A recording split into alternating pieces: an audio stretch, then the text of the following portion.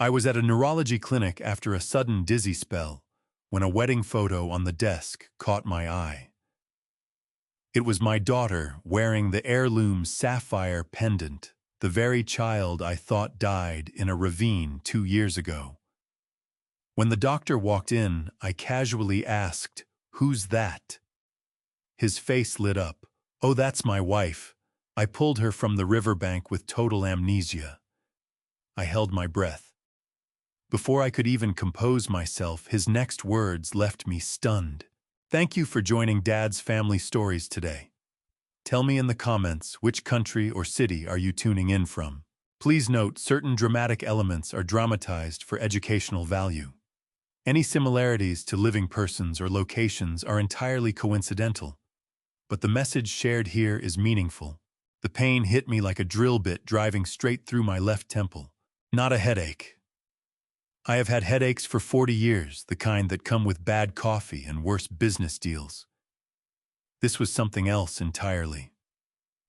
This was my vision folding at the edges like a piece of paper being crumpled by invisible hands. My depth perception dissolving in the span of 2 heartbeats, while the sedan I had been driving for 11 years began drifting right on its own, carrying me toward the drainage ditch that ran along Route 9 toward my warehouse outside Dayton. I stood on the brake with everything I had left. The tires screamed across the gravel shoulder, that high tearing shriek that I had only ever heard in other people's accidents. The front right wheel dropped 4 inches off the asphalt edge before the car shuddered to a full-stop, engine ticking. My hands locked around the steering wheel like they belonged to a different man entirely. For a long moment I just sat there. 68 years old.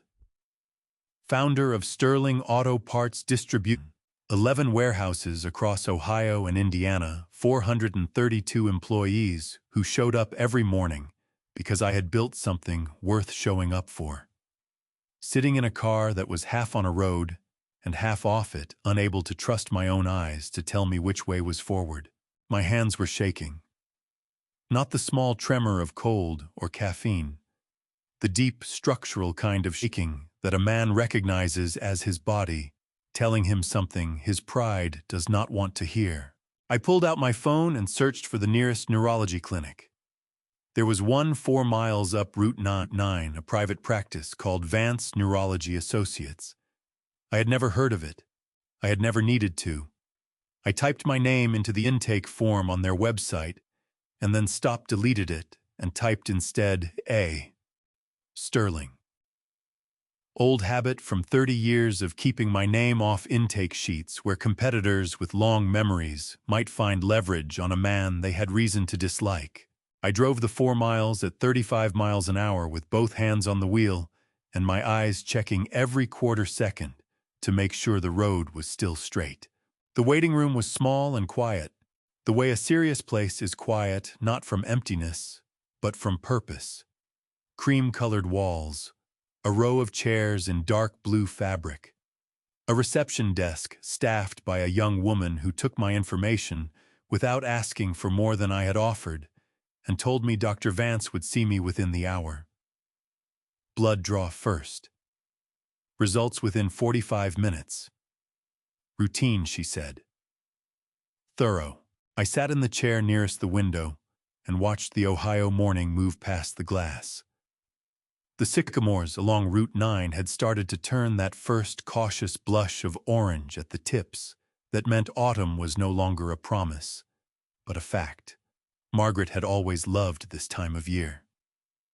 She used to say that Ohio in October was proof that something could be extraordinary without trying to be anything other than what it was. I stopped that thought before it could finish itself. Margaret had been gone for 6 years. There was a particular discipline that grief required after a certain amount of time. Not forgetting, not moving on. Just learning the geography of the empty space and navigating around it without stumbling every single day. The blood draw took 4 minutes. I sat in a small side room with my sleeve rolled up and watched a technician work with the efficient detachment of someone who had done this 10,000 times filled 3 small vials, labeled them with a sticker that read A. Sterling, and sent me back to the waiting room without ceremony. I picked up a magazine, did not read a single word of it, and eventually set it back down. That was when I saw the photograph. It sat on the corner of the reception desk, angled slightly toward the waiting area, a silver-framed 8x10 of a wedding. The kind of frame that costs real money, not the $20 drugstore variety. The groom was a young man I had never seen, dark-haired, smiling with the particular quality of joy that a person cannot manufacture on demand. The bride beside him was laughing at something just outside the camera's frame, her dark hair catching whatever light the photographer had arranged, her dress simple and clean and entirely right for the woman wearing it. The woman wearing it. The woman whose face I had memorized over 25 years from the first moment I held her in a delivery room in Columbus, while her mother was still recovering from surgery, through every school play, and every argument, and every graduation, and every Sunday dinner, and every ordinary Tuesday that a father stores away without knowing he is storing it. Elena. My daughter Elena, who I had buried in an empty casket 2 years ago, because they never recovered a body from the ravine where her car went over the edge of Route 47 on a November evening when the road was dry and the weather was clear, and there was no earthly reason for a 23-year-old woman with a working car and her whole life ahead of her to drive off the side of a mountain. I could not breathe. Not in the dramatic way, not gasping or clutching at my chest. I simply found that my lungs had stopped cooperating, that the air in the room was present but somehow unreachable, and that the silver-framed photograph on that reception desk was the only solid object in the universe. Around her throat, she wore the sapphire pendant, the one that had belonged to Margaret's grandmother, passed to Margaret on their wedding day, passed to Elena on her 21st birthday. A teardrop of deep blue stone set in white gold, small enough to be delicate, distinctive enough that I had recognized it across a jeweler's display case 27 years ago, and known immediately that it was the right thing for the right woman. It was in that photograph, around Elena's throat, on Elena's wedding day. I became aware distantly that a door had opened somewhere behind me. "Mr. Sterling." The voice was calm and professionally warm. I turned from the photograph with the deliberate slowness of a man who had trained himself over 4 decades never to let another person see exactly what he was thinking, and I looked at the doctor who had just walked into his waiting room. He was younger than I had expected, 35 perhaps. Dark hair, the kind of jaw that belonged in a different century, wearing his white coat with the ease of someone who had stopped noticing it years ago. His eyes moved to the photograph on the desk, and then back to me, reading my expression with the quick, practiced assessment of a man who spent his days watching faces for things people could not say out loud. "That photograph," I said. My voice came out steadier than I had any right to expect. "The woman in it. The bride." I paused. "Who is she?" Something shifted in his expression. Not surprise exactly, but a careful recalibration. "That's my wife," he said. "She came to me about 2 years ago with no identification, no memory of who she was. She chose the name Anna herself during her recovery because she needed something to answer to while her real name was still lost to her." He moved to stand beside the desk, and his voice took on the particular cadence of a story that had been told enough times to become comfortable, but not so many times that it had lost its weight. "She was pulled from the river bend on Route 47 November of 2 years back. Severe traumatic brain injury, multiple fractures. No identification on her. She had no memory when she woke up. None at all." He paused. "I was the attending physician. We worked with her through the recovery process. She was remarkable." Another pause. "We married 14 months ago." He said it simply, without apology or explanation, the way a man states something that is simply true. I looked at the photograph again. At the sapphire pendant catching the light around the throat of the woman I had believed for 2 years was dead. "Remarkable," I repeated. "She is," he said. And then his tone shifted the warmth of the personal anecdote, stepping aside for something more precise. "But Mr. Sterling, I need to talk to you about your blood work. The preliminary results came back faster than expected." He held the folder in his hands without opening it yet. "I think you should come into my office and sit down." I followed him through the door and into the quiet room beyond, where his desk held the silver-framed wedding photograph that I had been looking at for the past several minutes from the wrong side of a wall. He sat. I sat. He opened the folder. "Before I go any further," he said, "I want to ask you something directly. Has anything changed in your daily routine in the past several months? Meals prepared by someone else? Beverages you consume regularly? Anything you take in every day that you do not prepare yourself? The morning tea." Helena's morning tea, carried in on a tray every single day, set on my nightstand, pressed into my hands with that particular careful concern of a wife who worried about her husband's health. I felt something go very cold in the center of my chest. "Mr. Sterling," Dr. Mark Vance said quietly, "what I am about to show you is going to require a conversation." He opened the folder and turned it to face me across the desk. The numbers meant nothing to me in the clinical sense. I am not a doctor. I cannot read a toxicology panel the way I read a profit and loss statement. But Mark Vance walked me through every line with the careful precision of a man who understood that the person sitting across from him needed facts, not softened language. The compound was synthetic, a slow-acting sedative derivative that in small repeated doses accumulated in the fatty tissue surrounding the optic nerves and the cardiac muscle.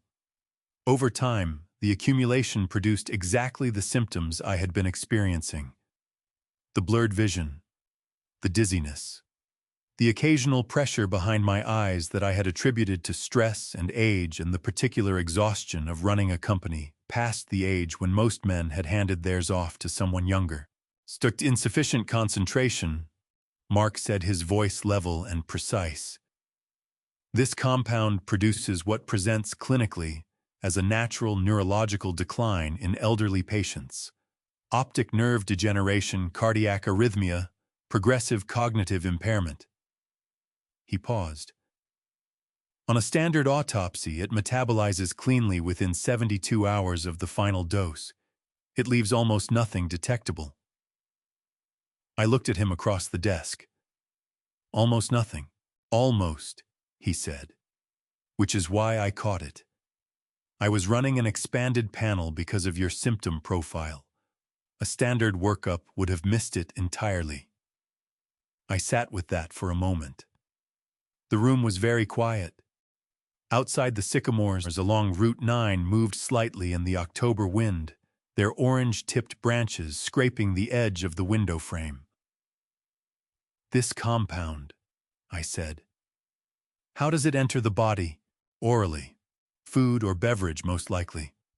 Something consumed daily in small enough quantities to avoid any immediate reaction." He folded his hands on top of the folder. "Mr. Sterling, whoever is administering this to you has done their research. The dosing schedule is deliberate. This is not accidental contamination." The morning tea. Helena prepared it herself. Every single morning without exception, even on the days when our housekeeper offered to take over the task, Helena declined with that particular gentle insistence she had perfected over 19 years of marriage. She carried the tray up herself, set it on my nightstand, waited while I drank, asked how I slept. The devoted wife attending to her ailing husband with a patience that I had mistaken for months for love. The trust fund surfaced in my mind with the clarity of a balance sheet I had reviewed 100 times. Margaret's family trust, structured by her father before his death, administered by the estate attorney.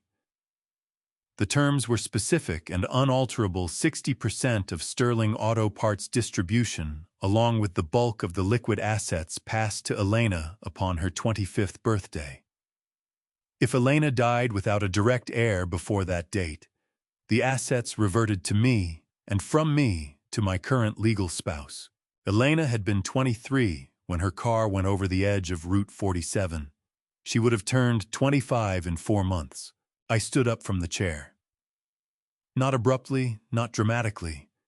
I stood the way I had learned to stand in 30 years of negotiations, when the other side had just revealed something I already knew, but needed a moment to absorb without showing exactly how much it mattered. I excused myself, told Mark I needed a few minutes, and walked through the waiting room and out the front door of Vance Neurology Associates into the October morning. My car was parked in the second spot from the entrance. I sat in the driver's seat, pulled the door shut, and put both hands on the steering wheel. Then I pressed my forehead against the back of my hands and wept. Not for myself, not for the compound building in my system or the carefully engineered decline that someone had designed specifically to look like nature, taking its ordinary course with an old man's body. I wept because for 2 years I had sat in the front pew of a church in Dayton and listened to a minister speak about Elena in the past tense, and I had believed every word, and I had gone home afterward and locked her bedroom door and told myself that a man of 66 did not fall apart in public, that grief was private, that strength was what she would have wanted from me. I had spent 2 years blaming myself for not protecting her, for not seeing whatever it was I should have seen, for raising a daughter in a house with a woman I had failed to truly know. And Elena had been alive the entire time. Alive and frightened and confused, waking up in a hospital room with no name and no history, and a stranger's careful hands putting her back together piece by piece. 15 minutes. I gave myself 15 minutes. Then I wiped my face with the back of my hand, straightened my jacket, checked my reflection in the rearview mirror long enough to confirm that what showed there was a man in control of himself, and I got out of the car. Mark was waiting just inside the door. He read my face with those quick, calibrated eyes of his and said nothing, simply stepped aside to let me back into his office. I sat down. I looked at him directly. "On Dr. Vance," I said, "I need to tell you something about the woman in that photograph. Her real name is Elena Sterling. She is 24 years old. She is the sole heir to a family trust worth considerably more than either of us would be comfortable discussing in polite company." I let that settle for exactly 1 second. "And I am her father." The color left his face in a single, complete wave. I watched him absorb it. Watched him look at the silver-framed photograph on his desk, then back at me, then at the folder containing my blood work, and I watched the moment when all three of those things connected into a single, devastating understanding. "The accident," he said. It was barely above a whisper. "Was not an accident," I said. "And neither is what is in my bloodstream." I leaned forward slightly in my chair. "Now, I need to know everything you remember about the night she came to you. And then I need to know whether you are willing to help me finish this." Mark Vance did not speak for a long time after I finished. He sat with his hands flat on the desk, his eyes moving between me and the silver-framed photograph, with the slow, deliberate focus of a man running calculations he had not expected to need today. A muscle worked along his jaw. His breathing was controlled in the way that a person's breathing becomes controlled when they are actively preventing it from becoming something else. Then he stood up, walked to his office door, turned the deadbolt, and came back to his chair. "Tell me everything," he said. "From the beginning. Leave nothing out." So I did. I told him about the trust, about Margaret's family structure, and the terms her father had written into the document 30 years ago, terms that no one had thought to contest, because no one had imagined they would ever become a motive for anything. I told him about Elena's 25th birthday 4 months away. I told him about the November evening 2 years ago when the call came in from the county sheriff's office about the tire marks on Route 47 that went straight to the edge without any indication of breaking about the search teams who worked the ravine for 11 days and found the car but never found my daughter. I told him about Helena, 19 years of marriage, a woman I had met at a charitable foundation dinner in Columbus 6 months after Margaret's diagnosis, when I was frightened and exhausted and not thinking with the particular clarity I prided myself on in every other area of my life. A woman who had been warm and steady and present in exactly the ways that a grieving man needed someone to be warm and steady and present. I had believed that was love. I had built a life on that belief. Mark listened without interrupting once. When I finished, he looked at the photograph again, and something moved across his face that I recognized because I had felt it myself 45 minutes ago in the front seat of my car. She asked me once, he said quietly, why she kept dreaming about a man standing outside a door. An older man holding flowers. She said the dream felt like a memory, but she could not place it. He stopped. I told her the brain sometimes constructs images from emotional fragments during recovery, that it did not necessarily mean anything specific. His voice carried the particular weight of a man who understood in this moment that he had been wrong. She cannot know yet, I said. Not until we are ready. Her neurological state, the stress of an identification, this sudden the psychological impact of everything she would need to process simultaneously. I shook my head. We do this correctly, or we do not do it at all. One thing I should tell you, Mark said before I could continue. During her recovery, I followed standard protocol for severe traumatic amnesia patients. No screens, no social media, no news exposure for the first 8 months.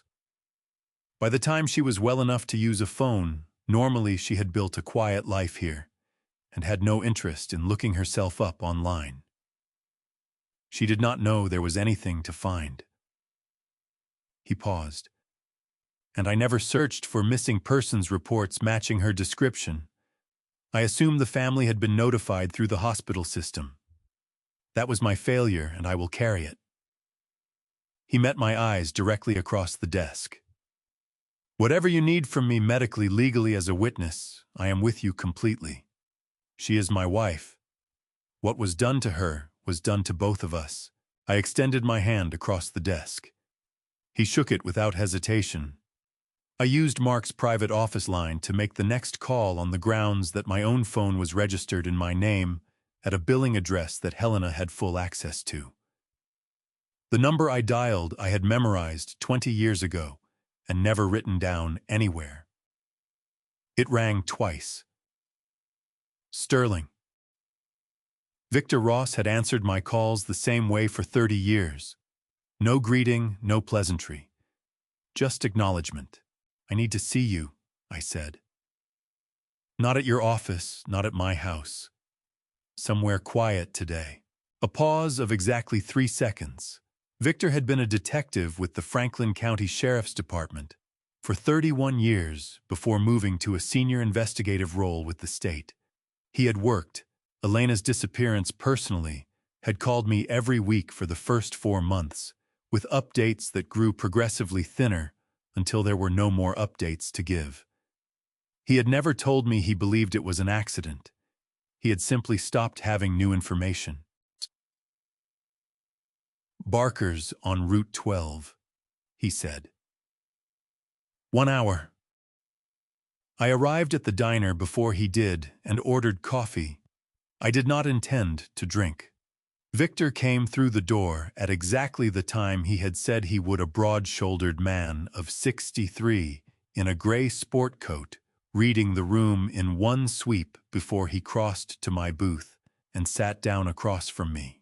I laid it out for him in 12 minutes. The blood work, the compound, the photograph, Mark Vance, the trust fund timeline, and the 19 years of careful, patient architecture that Helena had built around a man too focused on his company and too grateful for her presence to look closely at the foundation. Victor listened the way he always listened, absolutely still, his coffee cup untouched, his eyes on mine. When I finished, he was quiet for exactly long enough to confirm he had heard every word. "I never closed the file," he said. "Officially, it is inactive. Unofficially, I have kept a copy in my personal case storage for 2 years because the tire mark pattern on 47 never sat right with me. No skid, no reaction braking, just a clean line off the edge." He tapped the table once with one finger. "I can reopen it as newly discovered evidence. It stays quiet, stays out of the internal system, until we have enough to move.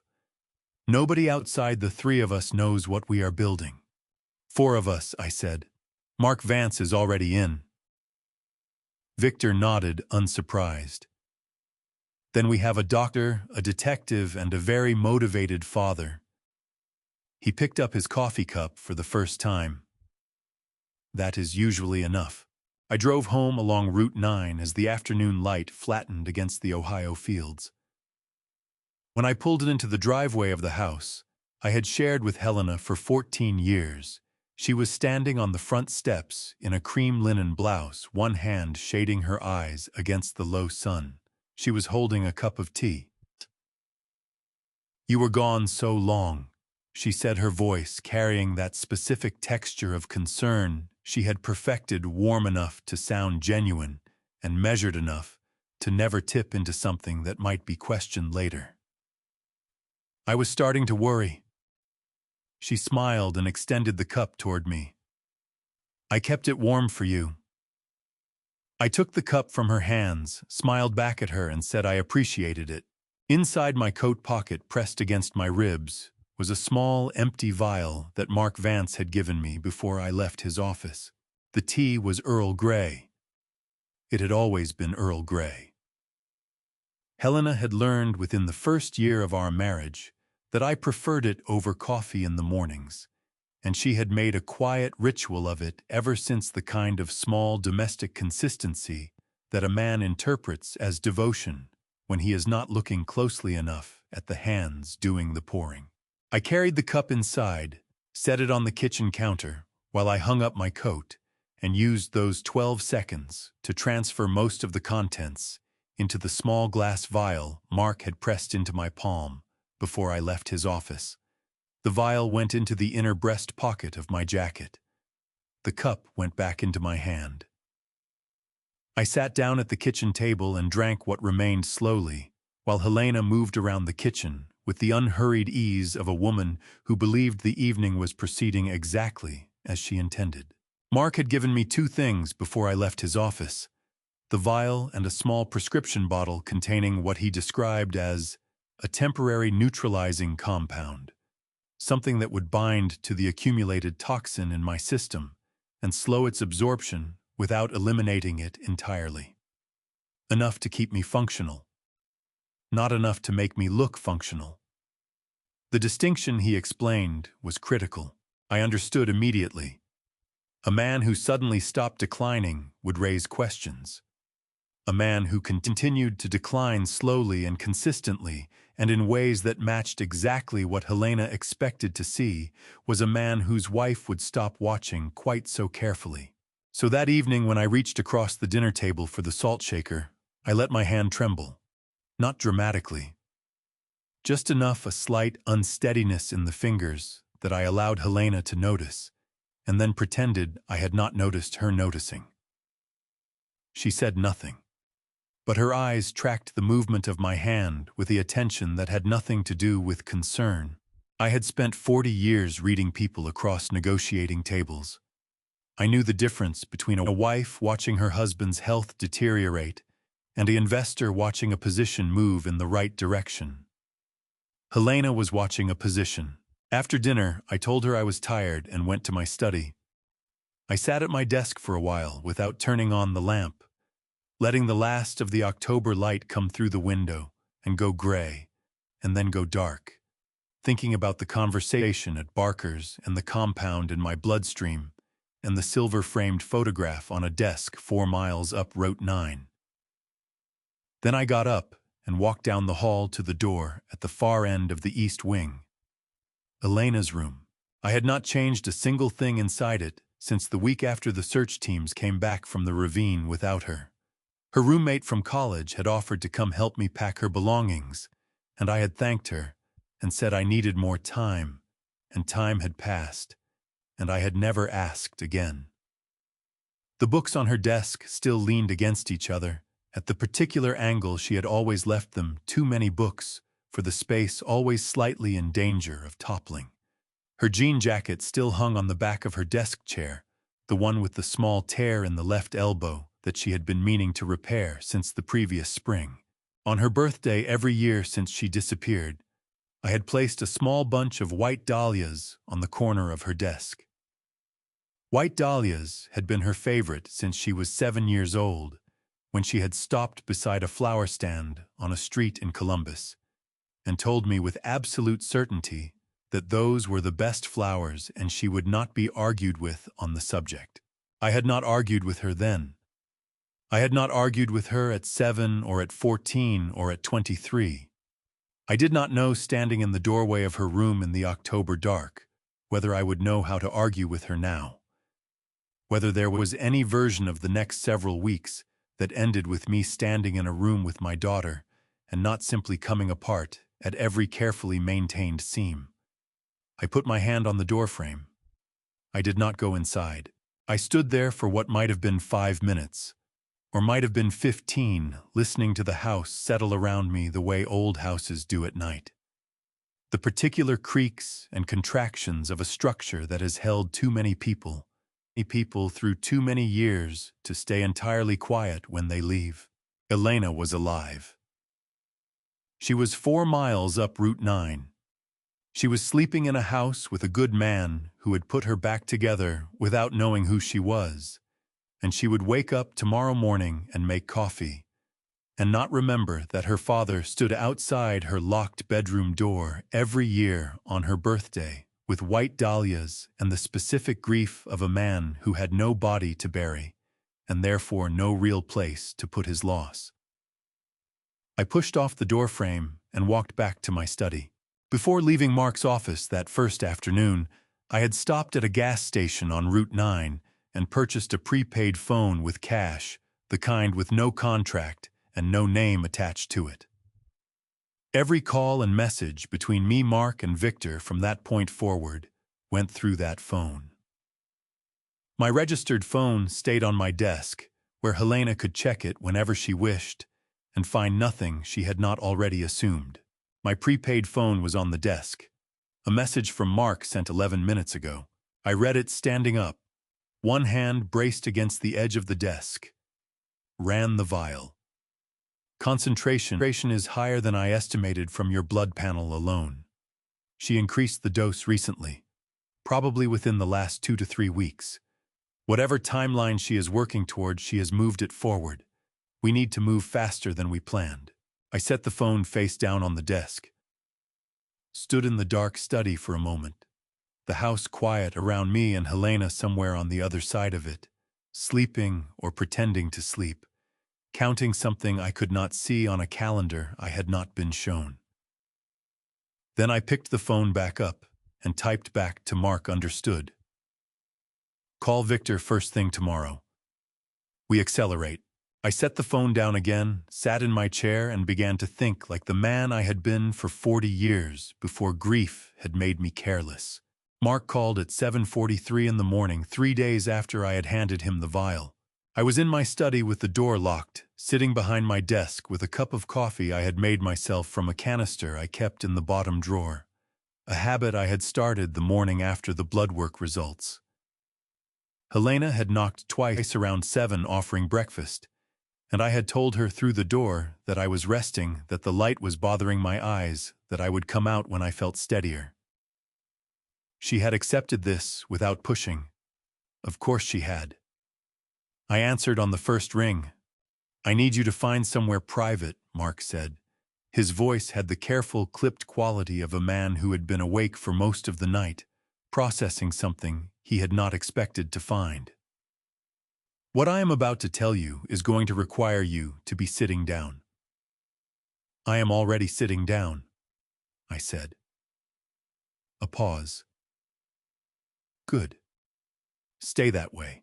He told me about the sapphire pendant first. Elena had worn it every day since she woke up in his care. He explained, not because she remembered its significance, but because something in her responded to it with a comfort she could not articulate. He had assumed it was a psychological anchor, a common phenomenon in amnesia recovery, an object the brain holds onto when names and faces have gone dark. He had never examined it closely. 2 nights ago, Elena had brought it to him, because the clasp was loose and she was afraid of losing it. While he was repairing the setting, he noticed the irregularity in the back of the stone mount. A seam that was not decorative, a panel no larger than a thumbnail fitted so precisely into the metalwork that it would have been invisible to anyone who was not holding the pendant under a magnifying glass, in good light, with the specific intention of examining every millimeter of it. Inside the panel was a memory chip, the kind used in high-end security devices, encrypted with a 12-digit code. It had taken him and a colleague from the university's biomedical engineering department the better part of 48 hours to access it. There are 3 files, Mark said. The first is a financial document, a complete original record of the trust structure your wife established for Elena, including provisions and beneficiary conditions that do not appear in the version currently on file with the estate attorney. My hand tightened around the phone. Keith Miller. The document predates his involvement by several years. Whatever alterations were made to the official record happened after your wife passed. A brief pause. The second file is a background report. Helena Marsh, born Helena Drayton, prior to her current legal name. 2 convictions in the state of Georgia, both identity fraud, both resulting in suspended sentences.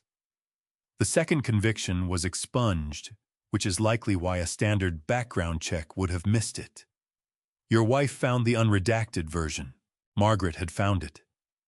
Margaret, who had never once said a word to me about it.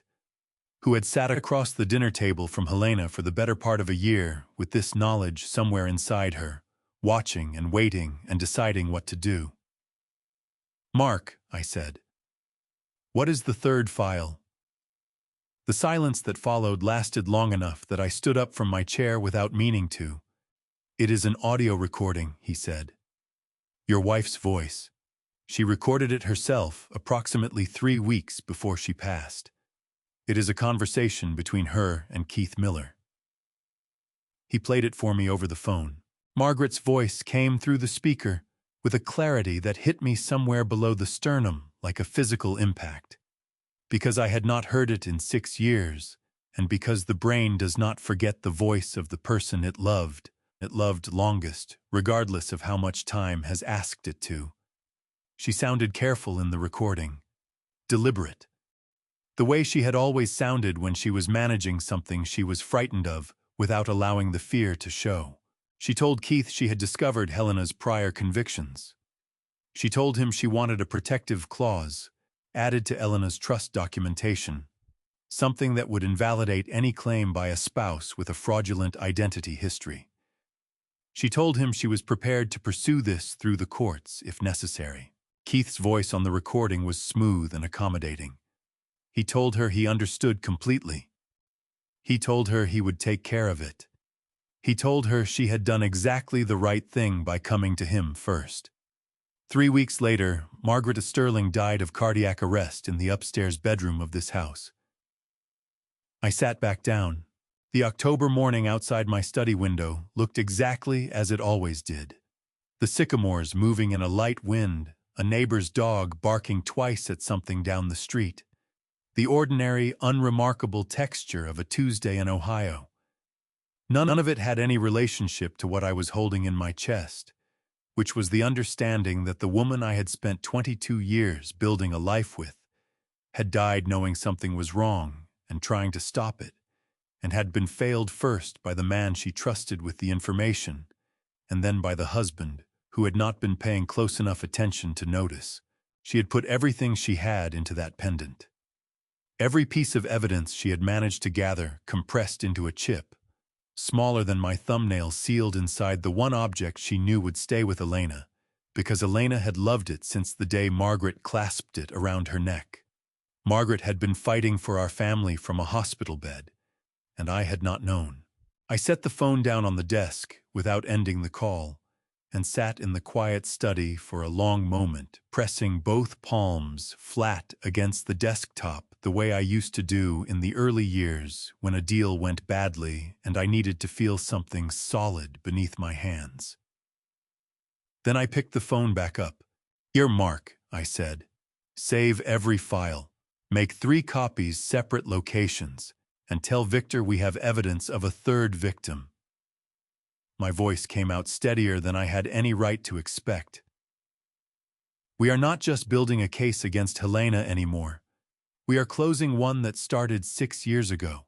The staircase had always had 17 steps. I had climbed them twice a day for 14 years, without counting them, once the way a man moves through the familiar geography of his own house without seeing it anymore. That Thursday morning, I counted every single one on the way down, because I needed the descent to look like something it was not, and a performance without preparation is just falling. I let my right foot catch the edge of the 14th step, not enough to actually fall. Enough to pitch forward, to grab the railing with both hands harder than necessary, to make the particular sharp sound of shoe leather scraping wood that carries through a quiet house the way little else does. Helena was in the kitchen. I heard her chair push back before I had finished steadying myself. Heard her footsteps cross the tile in the specific quick pattern of a person moving towards something they have been waiting to happen. She came around the corner and stopped at the base of the stairs, one hand pressed to her chest. "Arthur." Her voice was precisely calibrated. Alarm wrapped in control, the way a person sounds when they are performing concern for an audience of one. "I heard something. Are you all right?" I released the railing slowly, as though I was not entirely certain my hands could be trusted. "I missed the step," I said. "My depth perception." I shook my head with the careful bewilderment of a man encountering the edges of his own decline. "It's getting worse, Helena." She was at my elbow in 4 steps, her hand warm and firm through the fabric of my sleeve, guiding me the rest of the way down with a steadiness that I recognized now for what it was. Not love, navigation. She was moving a piece on a board she believed she controlled entirely. "I'm calling Dr. Harmon," she said. It was not a question. Dr. Harmon arrived that afternoon with his bag and his practiced bedside manner, and the slightly overwhelmed expression of a general practitioner confronted with neurological symptoms that exceeded his specific expertise. I had coached myself carefully on what to show him and what to withhold. Enough irregularity to validate Helena's concern. Not enough to trigger a specialist referral that might lead to a second blood panel from someone who would find exactly what Mark Vance had already found. I failed the balance test on the first attempt, passed it on the second, which I allowed to look like a marginal pass, the kind that worried a doctor more than an outright failure, because it suggested inconsistency rather than a fixed deficit. Dr. Harmon recommended rest-reduced stress, a follow-up in 2 weeks. He said the symptoms were consistent with what he called age-appropriate neurological variability, a phrase that meant very little and sounded sufficiently serious. Helena walked him to the door. I sat in the armchair in the living room and listened to their voices in the hallway too low to make out the words, and watched the afternoon light move across the carpet. Over the following 3 days, I built the performance the way I had always built anything worth building, carefully, with attention to the load-bearing details. I dropped a coffee mug on the kitchen floor Tuesday morning, a clean break that sent ceramic skittering across the tile and brought Helena in from the garden with her hands already reaching. Wednesday. I sat at the dinner table and asked her twice what day it was, letting a thin thread of genuine-seeming confusion run through the question the second time. Thursday. I came downstairs holding the railing with both hands and moving one step at a time like a man who had stopped trusting his own legs entirely. Friday morning I told her I could not feel my feet. I watched her face across the breakfast table when I said it. She was lifting her coffee cup when the words landed, and the cup continued its arc to her lips without interrupting, which told me everything about how well she had prepared herself for this particular development. A wife who was surprised would have set the cup down. A wife who was relieved would drink. Helena drank. "We should get you a wheelchair," she said. "Just for the house. Just until we understand what's happening." She reached across and covered my hand with hers. Her palm was warm. Her eyes were full of something that wore the shape of sorrow and had nothing of its substance. "I want you to be safe, Arthur." The wheelchair arrived the following morning, ordered overnight, assembled in the front hallway by the delivery man, while Helena supervised with the attentive efficiency of someone who had been thinking about this particular piece of furniture for longer than yesterday. I sat in it. Something in the way Helena's shoulders settled when I lowered myself into that chair told me she had just crossed an item off a list I had never been shown. She straightened the footrests with her own hands, adjusted the height of the armrests, smoothed the back of my jacket collar with a touch so practiced it looked like tenderness. That night I stayed late in my study, the door ajar by 3 inches, a gap I had calculated precisely to catch the light from the hallway without appearing deliberate. At 11:47, Helena moved past the door on her way to the study's far side. I heard the quiet sound of the filing cabinet's bottom drawer, the one where I kept medical correspondence. Then the soft, mechanical click of a phone camera. 4 times. 5. 6. She was photographing my medical records by the light of her phone screen, carefully, methodically building a file of her own from the evidence of a decline I had manufactured for exactly this purpose. I sat in the dark on the other side of the room and let her take every photograph she wanted. Let her believe the board was hers. Let her count the pieces and find them all exactly where she had placed them. In the morning I would call Victor, and we would begin the part of this that she had not planned for. Victor chose a different diner this time. Paulette's on the county road outside Xenia, 40 minutes from Dayton, the kind of place that had been serving the same breakfast menu since 1987 and had no particular reason to update it. Corner booth backs to the wall window facing the parking lot.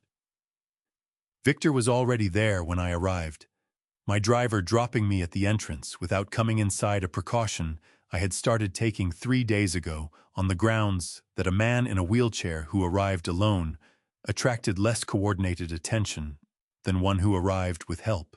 Mark was there too, seated across from Victor with a laptop open on the table and a coffee he had not touched going cold in front of him. He looked like a man who had been running on 4 hours of sleep for the better part of a week, which was because he had been. I positioned the wheelchair at the end of the booth and looked at them both. "Tell me what you have." Victor turned the laptop to face me. The footage was time-stamped in the upper right corner. 5:47 in the morning, the day I had driven to Vance Neurology Associates, with my vision folding at the edges and my hands barely obeying me.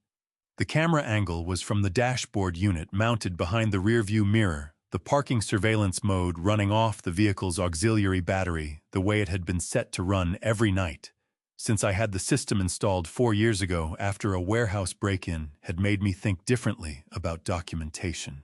The garage appeared in gray-toned night vision. My sedan centered in the frame, the overhead fluorescents on their motion sensor delay still dark. For 11 seconds, nothing moved. Then the side door from the house opened. Helena crossed the garage in 8 steps. She was wearing a dark robe, her hair loose, moving with the unhurried deliberateness of someone who had done this before and had stopped being nervous about it. She reached the driver's side of the car, opened the door, leaned across the center console, and opened the glove compartment. Her right hand went in and came out holding the small stainless steel travel mug I kept there for long drives.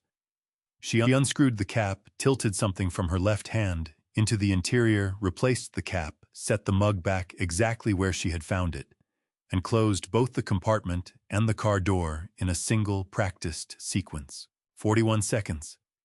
Start to finish. She walked back across the garage and through the side door without looking back. I watched the footage twice without speaking.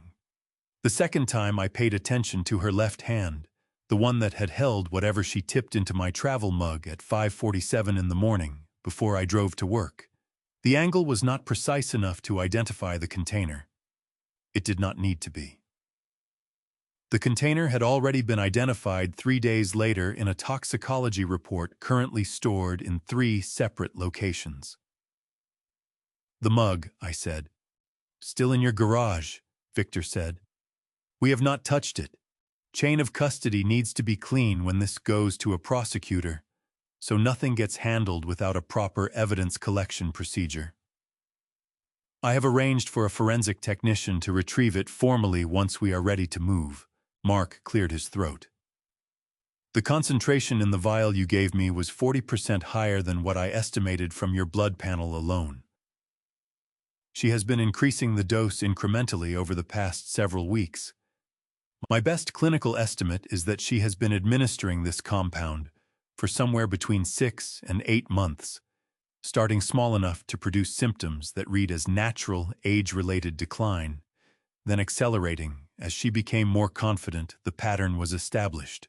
6 to 8 months. I had spent 6 to 8 months believing I was simply getting old. The financial records, I said. Victor pulled a manila folder from the bag beside him and opened it on the table. Helena maintains 4 personal accounts, 2 of which Arthur has access to. The other 2 are registered under a variant of her name, Helena M. Sterling, and were opened 18 months ago at separate institutions. He turned the folder to face me. Both accounts show regular cash withdrawals on the 15th of each month. Amounts between $3,000 and $8,000. Always cash. Always in person at a branch location, never ATM, which means no withdrawal photo on file.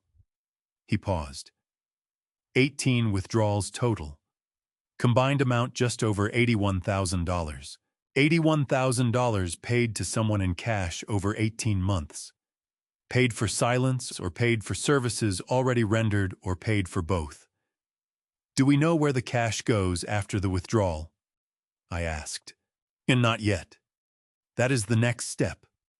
Victor reached into the bag again and set a photograph on the table between us. A standard print, the kind made from a digital file at a copy shop, showing a man in his mid-40s standing outside a cinder-block building with a hand-painted sign above the door that I could not read from the angle of the shot. The man was heavy-set, with the particular physical quality of someone who had done manual labor for decades and had not entirely stopped. He was not looking at the camera. His name is Damian Cruz, Victor said.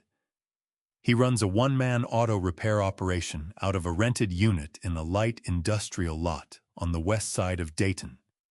He has been in that location for approximately 3 years. He tapped the photograph once with one finger. Before that, he was employed at Sterling Auto Parts Distribution for 7 years, until you let him go. I looked at the photograph for a long moment. Then I looked up at Victor. And I fired a man named Cruz about 10 years ago, I said. Parts going missing from the Miamisburg warehouse. Small items, consistent pattern 6 months before anyone caught it.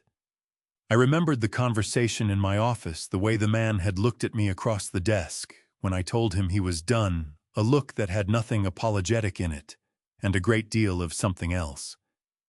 He told me I would regret it.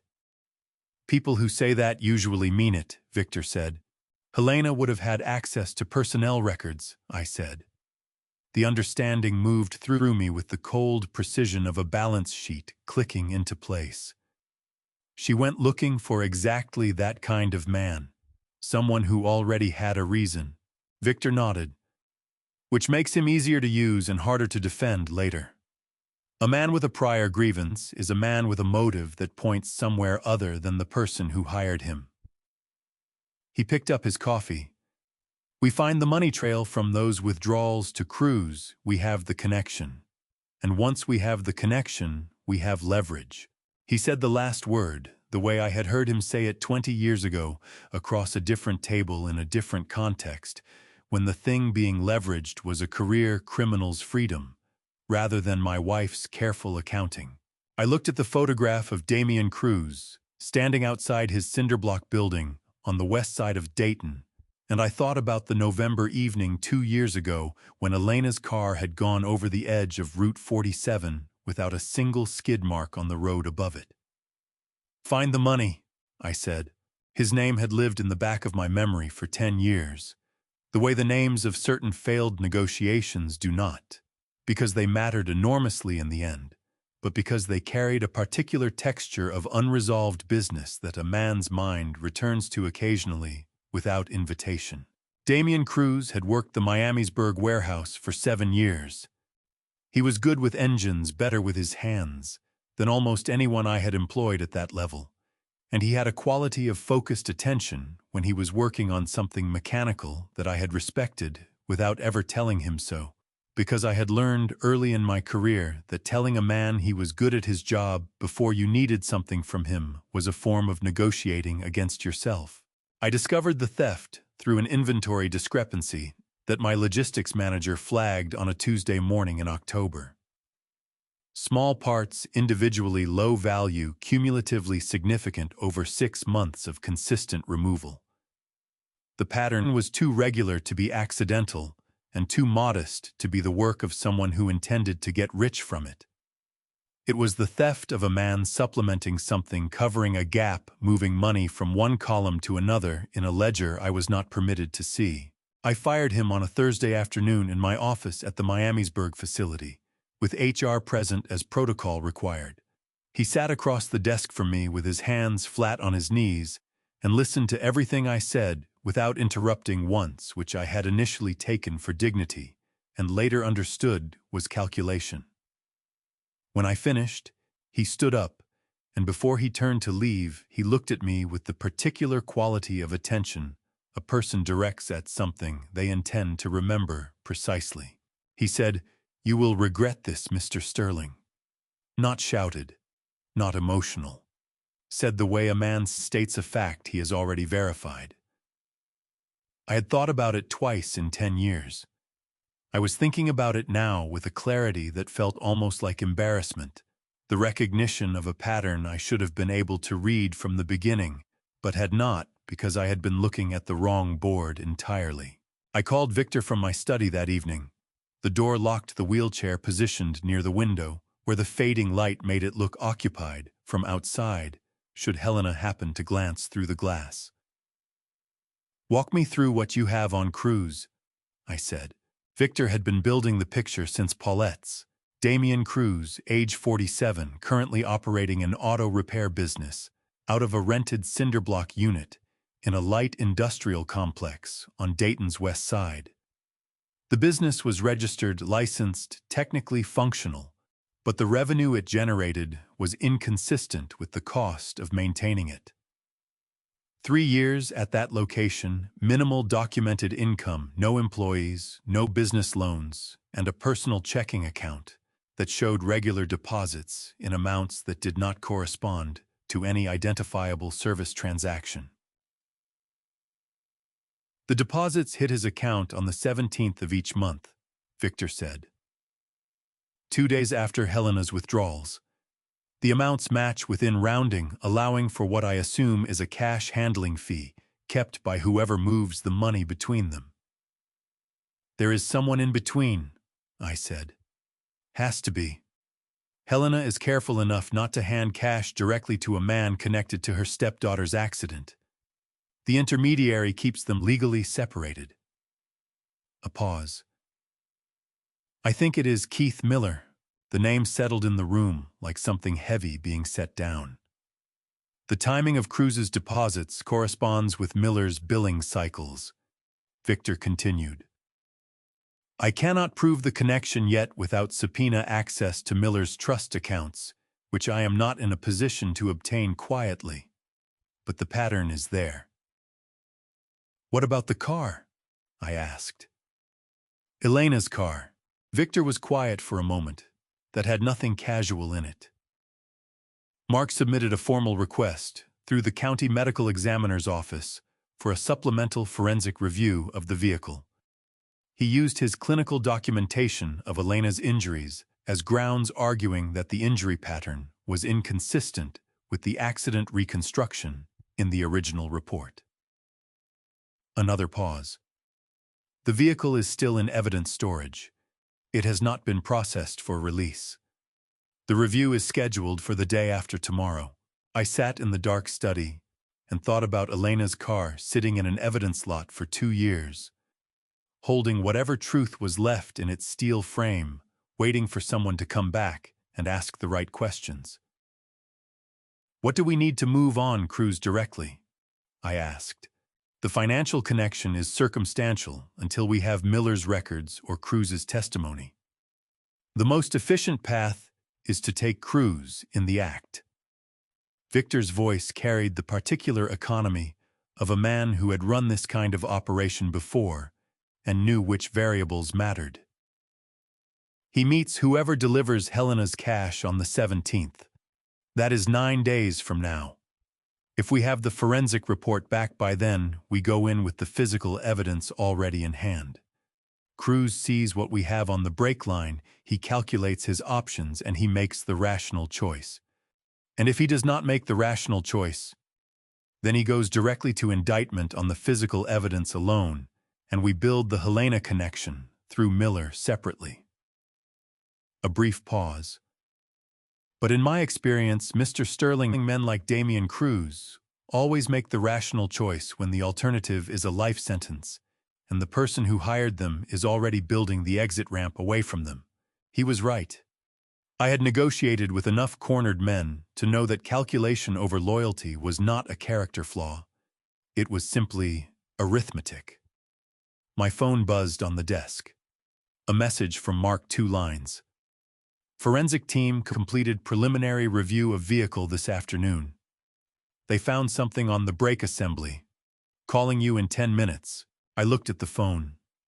Then I looked at the window at the dark Ohio evening, pressing against the glass at the wheelchair, positioned in the fading light, like a piece of theater I had constructed and would soon no longer need. The phone rang. Mark's voice on the phone had the careful steadiness of a man delivering information he had been sitting with for several hours, turning it over, making sure he understood exactly what it meant before he said it out loud to someone else.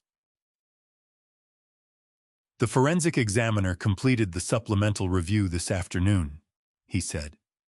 She examined the brake hydraulic assembly from Elena's vehicle, specifically the primary brake line running from the master cylinder to the rear axle distribution point. A pause that had real weight in it. The line did not fail from impact stress. The severance point shows tool mark characteristics consistent with mechanical cutting. A file or a similar abrasive implement applied in a controlled downward motion, repeated until the line wall was thin enough to fail under normal braking pressure. I sat in the study with the phone against my ear and said nothing for the length of time it took that information to move from the part of my brain that processed language into the part that understood consequences. She is prepared to testify, Mark said. Her opinion, to a reasonable degree of forensic certainty, is that the brake line was deliberately compromised prior to the accident. I thanked him. I told him to secure a written copy of her preliminary findings and to keep her available. Then I ended the call, set the phone on the desk, and sat in the dark for 4 minutes, doing nothing at all except breathing in and breathing out and making sure that what I was feeling did not become something I could not put back in its proper place. Then I called Victor and told him what Mark had said, and Victor was quiet for exactly the length of time a man of his experience needed to absorb the difference between a case built on financial records and a case built on forensic evidence of deliberate mechanical sabotage. "I want to see the car," I said. Victor arranged it for the following morning. He met me at the county evidence facility on the eastern edge of Dayton, a low gray building behind a chain-link fence with a small parking area and a sign that gave nothing away about what was stored inside. A property technician walked us through 2 sets of security doors and down a corridor that smelled of concrete and metal and time, and then through a 3rd door into a storage bay where Elena's car sat under fluorescent lighting on a raised platform, what was left of it. I had not seen it since the night of the accident, and I had not seen it then except in photographs the sheriff's department had included in their report. A photograph and the thing itself were not the same experience. The front end was compressed into itself. The hood folded upward at an angle that made no engineering sense until you understood the physics of what a car does when it drops 30 feet into a ravine and meets the bottom without any reduction in velocity. The roof had been cut away by the rescue team, the doors removed for access. The interior was open to the fluorescent light. The driver's seat still in the position Elena had set it the last time she had adjusted it for her height. The steering wheel bent toward the ceiling. I stood beside what remained of the car I had bought her for her 23rd birthday and put my hand on the roof rail and held it there. I remembered the afternoon I had surprised her with it. She had come out to the parking lot of this restaurant where we had gone for her birthday lunch, and I had handed her the key fob and watched her face move through confusion into understanding, into something that was not quite joy and not quite tears, but lived in the exact territory between them. She had held the key fob with both hands, the way a person holds something they are afraid of dropping. She had said, "Dad, this is too much." I had told her it was exactly the right amount. The forensic examiner, a compact woman in her 50s with reading glasses pushed up on her head, and the manner of someone who had no patience for anything that was not precisely true, walked me through the brake line findings with a penlight and a telescoping pointer. The severance point was on the underside of the rear line, a location not visible during a standard visual inspection of a parked vehicle. The tool mark pattern was consistent with a half-round file used at a downward angle. The wall thickness at the failure point was approximately 12% of the original specification, enough to survive normal driving conditions for a period of hours or possibly days before hydraulic pressure caused it to give way entirely. Whoever did this, she said, knew exactly where to cut and how much to leave. This was not someone guessing. This was someone who understood brake hydraulics. An auto mechanic, for instance. A man who had spent 7 years working in a parts distribution warehouse and had good hands and focused attention when working on something mechanical. I thanked her and walked back to where Victor was waiting near the entrance to the storage bay. He read my face and said nothing, which was one of the things I had always valued most about him.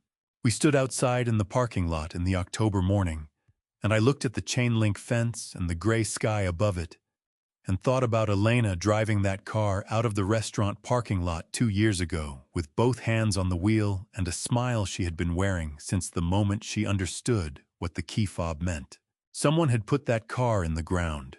Someone with a file and 40 minutes and the specific knowledge of where to press without leaving visible evidence. Someone who had been paid $81,000 in cash delivered in envelopes on the 15th of every month since. My phone buzzed. A message from Mark sent from the clinic. She had another fragment this morning during the session. She described a woman's voice telling her to get in the car quickly, that they were running late. She said the voice felt wrong, but she could not explain why. She is getting closer. She asked me again about the man with the flowers. I read the message twice. Then I typed back, Tell her the flowers are still fresh. Tell her nothing else yet. I put the phone in my pocket and looked at Victor. 9 days, I said, before I reveal what happened next. Drop 777 in the comments, so I know you're still with me. Please note the following part contains fictional elements for storytelling. Feel free to stop watching if it's not for you. I have always believed that the most effective trap is the one that looks exactly like what the other person has been hoping to find. Not a perfect document, not something too clean or too convenient. A real trap has rough edges, small inconsistencies, the texture of something that was put together by a man whose hands were not entirely steady, because that is what Helena expected my hands to look like by now. So I drafted the will myself longhand first, then typed it on the desktop machine in my study, using a font I had not used in years, the kind of small detail that a person examining a document for authenticity notices without knowing they are noticing it. I left it in the second drawer of my desk beneath a manila folder, containing nothing important, in a position that required deliberate searching to find, but rewarded that searching immediately. Helena had been through my filing cabinet twice that I had documented on camera. She knew the study's geography better than she perhaps realized I knew she knew it. The document itself was straightforward.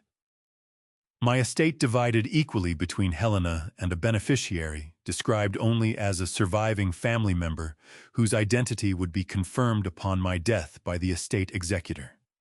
No name, just the category. I wanted her to read that phrase and feel the specific anxiety of an outcome that was almost what she wanted, but not quite, because almost is the condition that makes people move faster than they should. I left the document in the drawer on a Tuesday evening and went to bed at 9 o'clock, which was earlier than I had gone to bed in 20 years. But consistent with the neurological decline I had been performing for the better part of 2 weeks. The camera in the study showed Helena entering at 11:23. She went to the filing cabinet first, which told me she had been through it enough times to check it before anything else. Then she moved to the desk.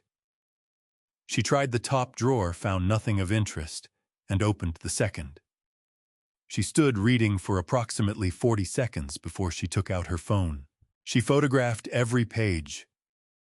7 photographs in total, methodical, overlapping slightly to ensure nothing was cut off at the edges. The phone went back in the pocket of her robe, and she replaced the document exactly as she had found it, which required her to look at it once more to confirm the positioning, which meant she had been paying attention to that kind of detail all along.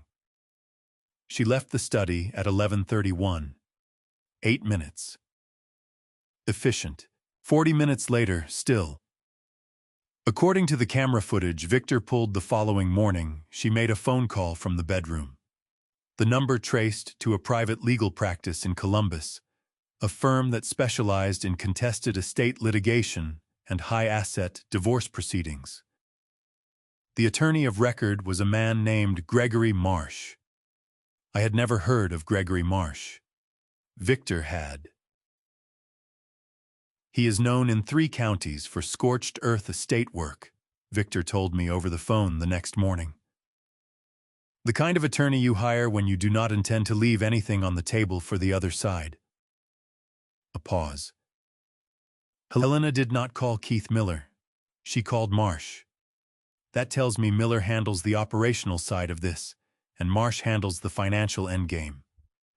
2 separate attorneys for 2 separate functions, which also means 2 separate sets of records and 2 separate potential points of cooperation, if either of them decides their own exposure outweighs their loyalty to her.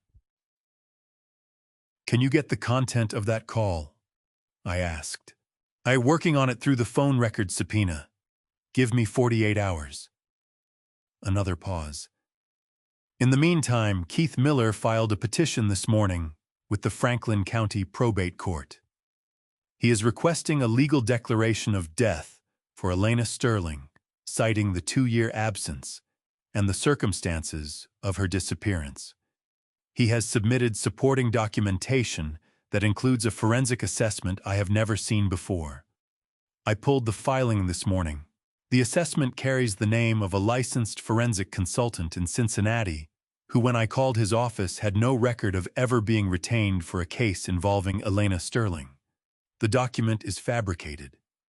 Miller created it or commissioned it specifically to satisfy the evidentiary threshold the court requires before issuing a declaration of death, bypassing the standard 5-year absence requirement by presenting falsified expert findings. The Franklin County Probate Court. My daughter, who was alive 4 miles up Route 9 and making coffee in the morning, and asking her husband about a man who brought flowers, was being legally erased from existence by a filing her own stepmother had commissioned. I gripped the phone hard enough that I felt it in my knuckles. "How long does the probate process take?" I asked. "Sita, for an uncontested declaration of death, as little as 30 days. Miller will push for expedited processing given the estate implications." Victor's voice was level and factual, the way it became when the facts themselves were the most disturbing thing in the room. "He has filed a companion motion arguing that the trust distribution timeline creates financial hardship for the estate if the declaration is delayed. A sympathetic judge could move this forward in 2 weeks. 2 weeks. Helena had moved the entire timeline forward by 2 weeks, while I was sitting in a wheelchair in my own study pretending I could not feel my feet. "Then we move on cruise in 9 days as planned," I said. "We do not wait for the probate petition to resolve.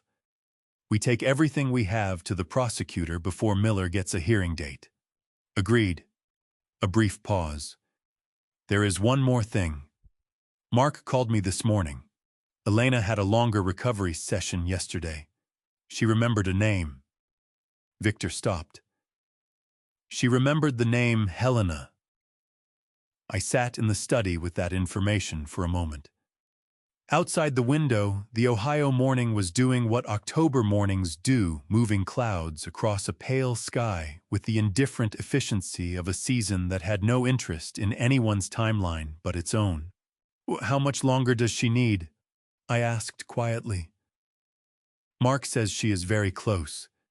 The emotional memories are coming back faster now that the name is there. She will have the full picture within the week." Another pause. He also said she cried for about an hour after the session. He did not know how to tell her the rest of it. Neither did I. I looked at the locked door of Elena's room from where I sat. "Tell him to keep her close," I said. "Tell him we are almost done." The 15th fell on a Thursday. I knew this because I had been counting days the way I had not counted anything since the early years of the business, when every morning began with the specific arithmetic of how much time remained before a payment was due, or a contract expired, or a window closed permanently.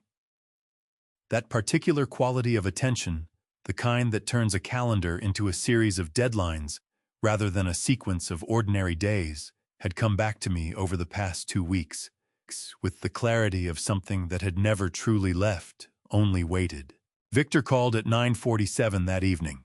I was in my study with the door locked, and the lights low-seated at the desk with a glass of water I had not touched, and the small leather notebook I had been using to track every piece of this since the morning I had driven 4 miles up Route 9, with my vision coming apart at the edges.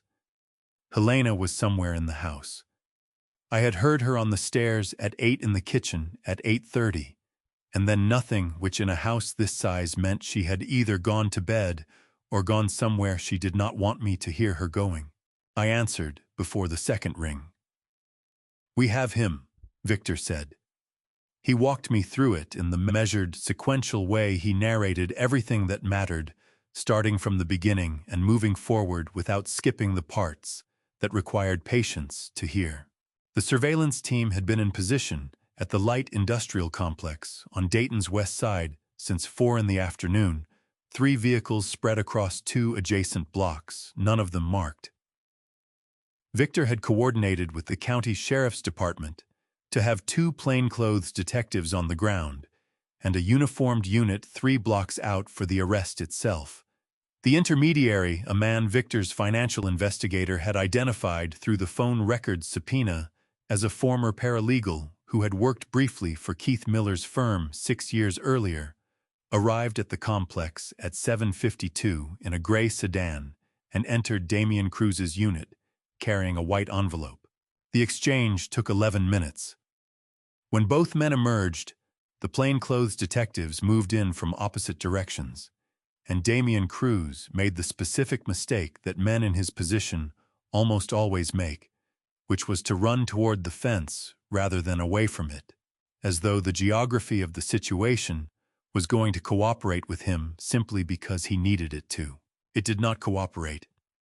He was cuffed against the hood of the gray sedan at 7:64 and read his rights by a detective who had been doing this long enough to sound neither satisfied nor apologetic about it. He did not say anything for the first 40 minutes, Victor said, which was the right instinct, actually. He asked for an attorney, which he was entitled to, and he sat in the interview room and looked at the table and did the arithmetic of his situation, which is exactly what I wanted him doing. Victor had given him the time, an hour in fact. Then he had walked in with 2 folders and set them on the table without introduction. The first contained the forensic examiner's report on the brake line. The second contained the financial records linking the cash withdrawals from Helena's account to the deposits in Cruz's. He looked at both folders for about 4 minutes, Victor said. Then he looked at me and asked what we were offering. A plea agreement. Full cooperation, complete written statement testimony available for prosecution purposes.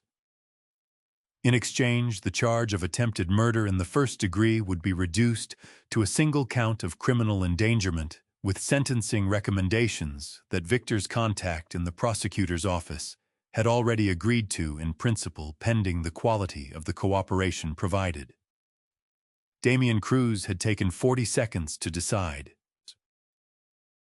He confirmed Helena approached him through Keith Miller approximately 3 years ago, Victor said. Miller made the initial contact, represented himself as acting on behalf of a private client, and outlined the scope of what was needed. Cruz was paid $20,000 up front, delivered in cash, and promised ongoing payments of $4,000 to $6,000 per month, as long as he remained available and cooperative. A pause. He said Miller told him the target was a vehicle belonging to a young woman who had recently come into a significant inheritance.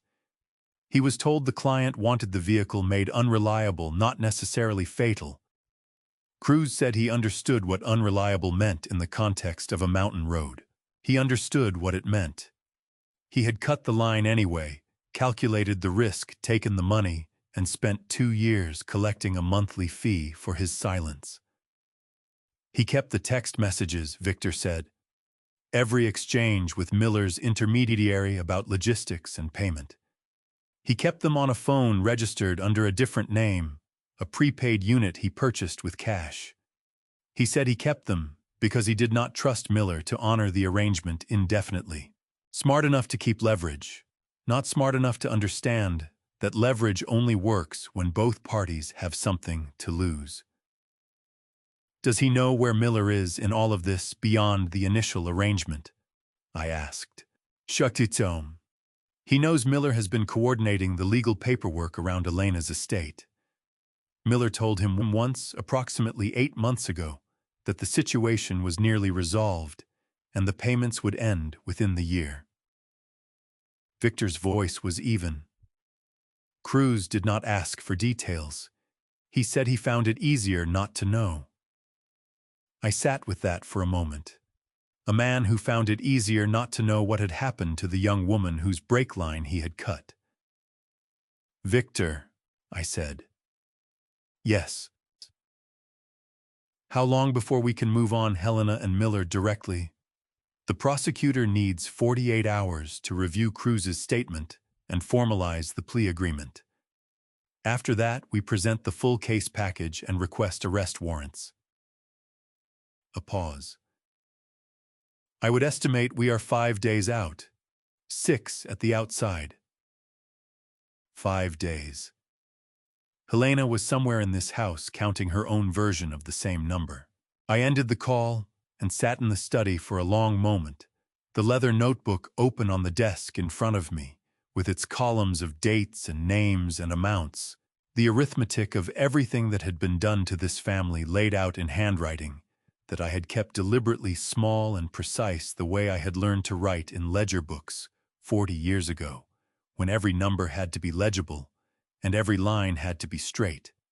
Then I picked up my phone and called Mark Vance. "Tell Elena," I said, "that it will be over before the end of the week." Mark called at 6:12 in the morning. I was already awake.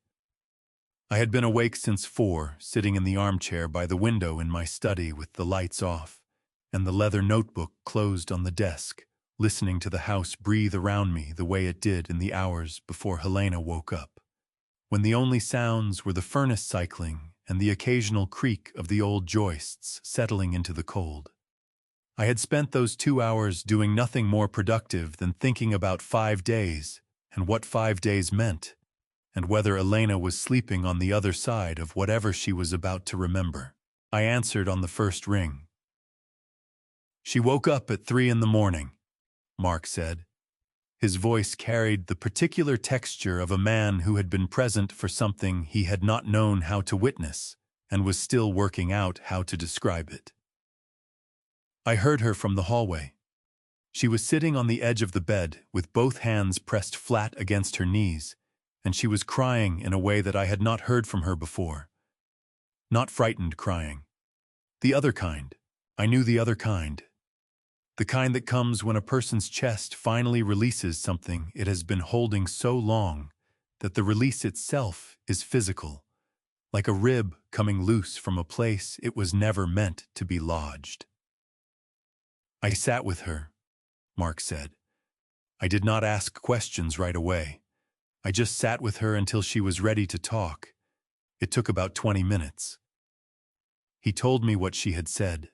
She had been dreaming again, but this time the fragments had not scattered when she woke up. They had stayed sharp-edged and specific, arranged in an order that made a sequence rather than a collection of unconnected images. She had described them to Mark one at a time in the careful way of a person who had learned not to trust her own memory and was therefore handling each piece with deliberate attention before moving to the next. A kitchen. Morning light coming through a window over the sink. The particular angle of early November sun that comes in low and flat and turns everything it touches the color of old brass. A coffee mug on the counter with a small chip in the handle that she had always meant to replace and never had. A voice. A woman's voice, warm and practiced, telling her the roads were clear, that they should leave now that there was no reason to wait. The voice had a quality she could not name when she was inside the dream, but could identify clearly now that she was outside it. The quality of a person saying one thing while their attention was somewhere else entirely. A set of keys. Her own keys pressed into her palm, and then the particular sensation of a car door closing, and the resistance of a steering wheel under her hands, and the road opening up in front of her, and the moment not an impact, but a moment when she pressed the brake pedal, and understood in the space between one heartbeat and the next, that something was profoundly wrong. She remembered the name, Mark said quietly. Not just the voice this time. She remembered looking at the woman standing by the car as she pulled out of the driveway, and she remembered the name. She said it out loud to me at 4 in the morning in our kitchen while I was making her tea. A pause. She said Helena. I pressed my free hand flat against the surface of the desk. "How is she now?" I asked. "Took steadier than I expected," Mark said. She cried for a long time after that. Not the same crying as before. Harder. The kind that comes with understanding rather than release. He paused again. She asked me something, Arthur. She asked me whether the man who brought flowers to her room every year on her birthday knew that she used to leave her window cracked on summer nights because she liked the sound of the garden after dark. My throat tightened in a way that I had not permitted in several days and was not entirely prepared for now. "What did you tell her?" I asked. I told her I did not know, but that I intended to find out. A brief silence. Then she asked me to be honest with her. She said she had spent 2 years living inside a life she could not fully claim as her own because something in her kept insisting there was another one waiting. She said she was tired of waiting. His voice was careful now, moving around something large. She asked me directly whether her father was alive. I stood up from the desk, walked to the window. The Ohio morning was just beginning to show at the edges of the sky, a thin line of gray along the tree line that would take another hour to become actual light. "What did you tell her?" I asked again. "I told her yes," Mark said. "I told her he was alive and that he had never stopped looking for her, even when looking meant standing outside a locked door with a handful of white dahlias because he did not know what else to do with everything he was carrying." I put my hand against the window glass. It was cold from the outside, and the cold moved through my palm and up my wrist, and I let it because it was the most real thing I had felt in several minutes, and I needed something real. "She did not say anything for a long time after that," Mark said. "Then she looked at me and said she wanted to see him. Not soon. Now." His voice broke slightly on the last word, the first time in 3 weeks I had heard anything in it that was not controlled. I told her she would. I told her we were 5 days out from the end of all of this, and that when it was over, the first thing he was going to do was open the door to her room. I stayed at the window for another moment. Then I pulled my coat from the hook behind the study door, picked up my keys, and walked through the house to the garage without waking Helena, who was sleeping somewhere above me with no idea that the thing she had been building for 6 years was 5 days from coming apart in every direction at once. I drove to the clinic and parked in the lot and sat in the car with the engine off. I did not go inside. I was not ready to see her yet, and she deserved a father who was ready. But I stayed in that parking lot for 40 minutes, close enough that it counted for something, and I watched the lights come on one by one in the building, where my daughter was finally, after 2 years of living in the wrong story, beginning to find her way back to the right one. Helena told me about the meeting on a Wednesday morning over breakfast. She framed it the way she framed everything that served her purpose, as something being done for my benefit rather than to it. Keith had some paperwork, she said. Nothing complicated, just a few documents that would make things simpler for everyone if my health continued on its current trajectory. She said current trajectory the way a person uses a clinical phrase they have practiced enough times that it no longer sounds borrowed. She said it would take perhaps an hour. She said she had asked him to come Saturday, so I would have Thursday and Friday to rest beforehand. She poured more coffee into my cup, without being asked, which she had always done, and which I had always interpreted as attentiveness, and now understood was the management of a variable she intended to keep stable until Saturday. I looked at my cup and told her Saturday sounded fine. After she left the kitchen, I sat for another 10 minutes in the wheelchair I no longer needed and thought about the particular quality of patience required to perform gratitude toward a person who had spent the better part of a year trying to end your life. I had thought the hardest part of this would be the fear or the grief or the logistics of building a case precise enough to survive a courtroom. It turned out the hardest part was the Wednesday morning breakfasts, the ordinary domestic rhythm of a life that looked from the outside exactly like what it had never been. I called Victor from the car, parked 2 streets from the house with the engine running. He had the warrants. Both of them, Helena and Keith Miller, signed by a judge in Franklin County the previous afternoon on the basis of the full case package, which included the toxicology report, the forensic brake line analysis, Cruz's written statement and plea agreement, the financial records connecting Helena's withdrawals to Cruz's deposits, the audio file from Margaret's recording, and the decoded contents of the memory chip from Elena's sapphire pendant. Victor had presented it personally to the assistant district attorney, who had read through it in 2 hours and called it one of the cleaner cases she had seen built outside a formal investigation structure. Clean. 6 years of my family's destruction, and the word that described the case against the person responsible was clean. The arrest team will be outside the property before the meeting begins, Victor said. 4 officers, 2 vehicles positioned on the service road behind the east garden. They do not move until you give the signal. The signal, I said. Stand up from the wheelchair. I almost smiled at that. Not because it was funny, because it was exactly right, the kind of operational detail that contained its own justice. The thing that had been used to deceive becoming the thing that ended the deception. The meeting with Mark and Victor happened Thursday evening at Paulette's. The same corner booth, the same bad lighting, the same coffee that tasted like it had been made sometime earlier in the week and had simply persisted.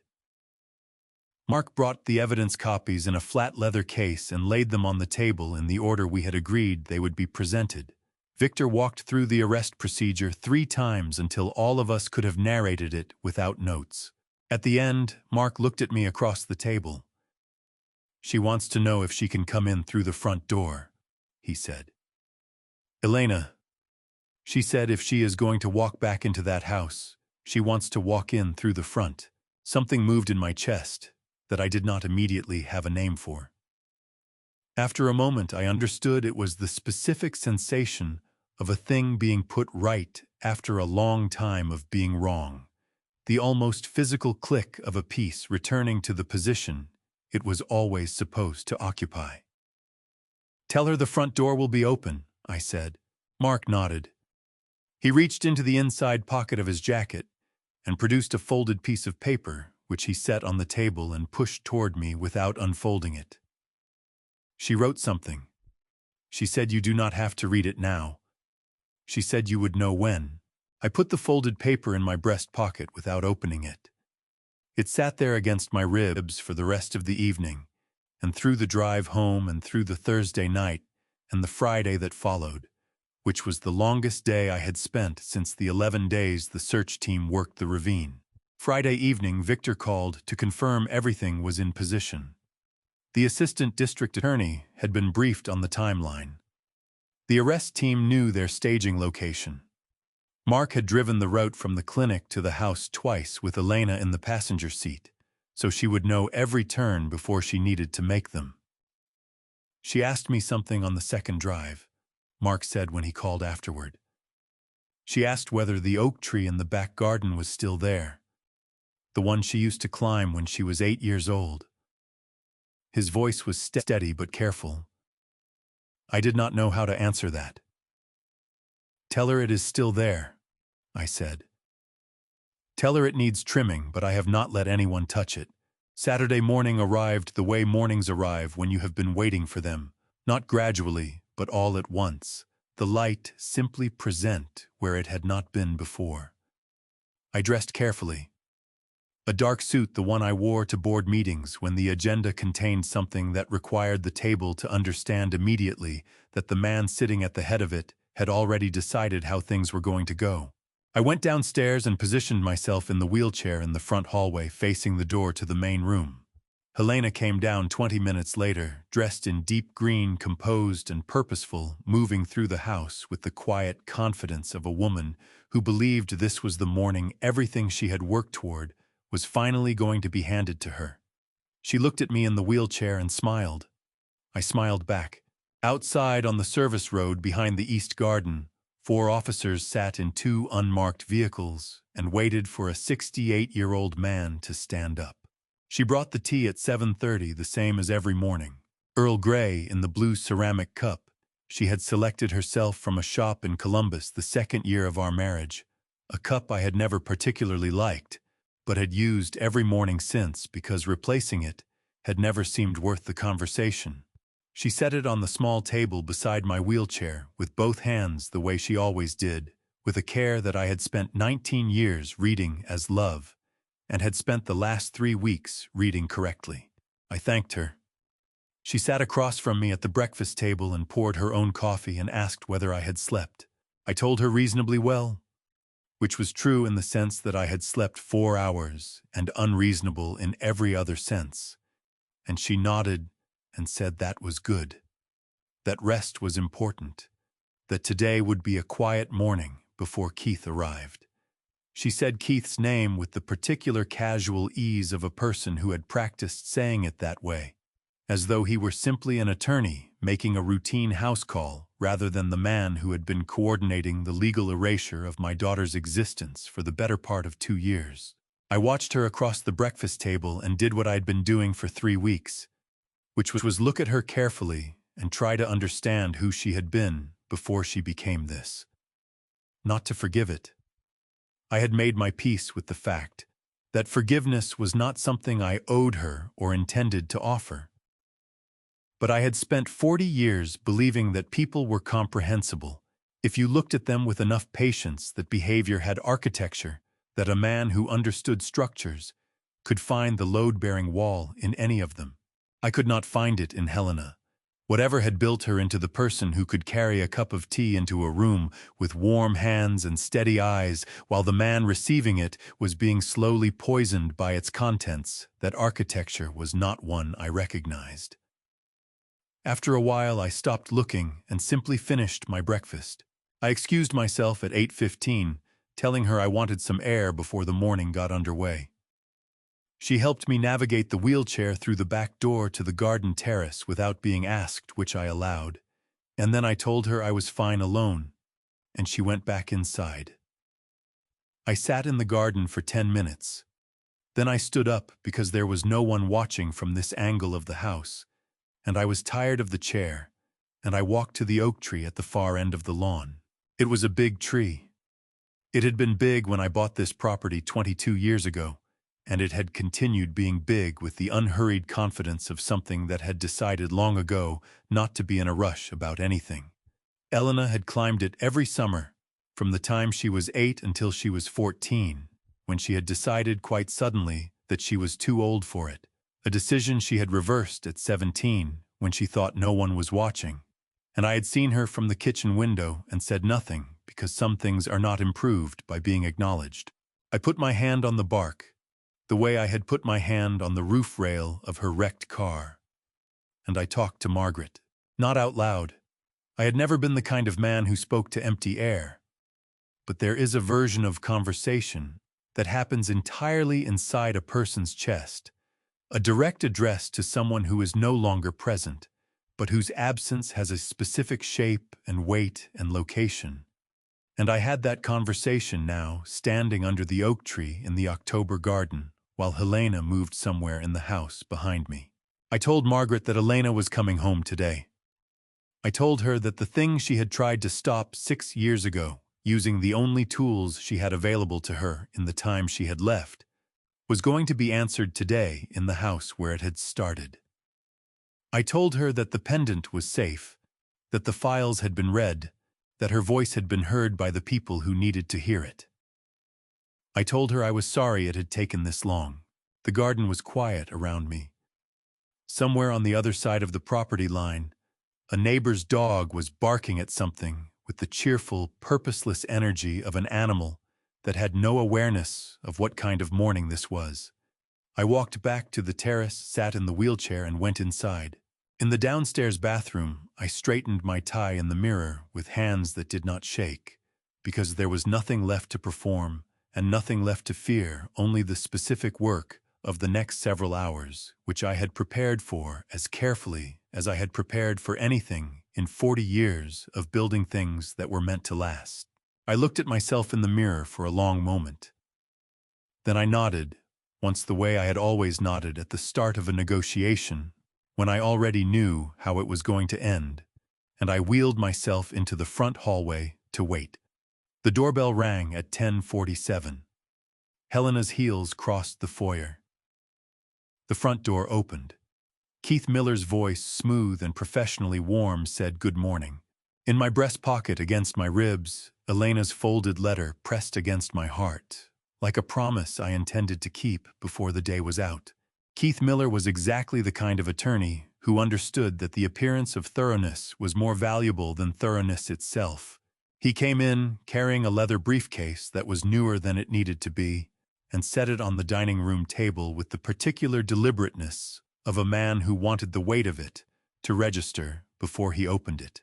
He shook my hand with both of his, the double-handed shake that politicians and clergymen use when they want physical contact to read as sincerity.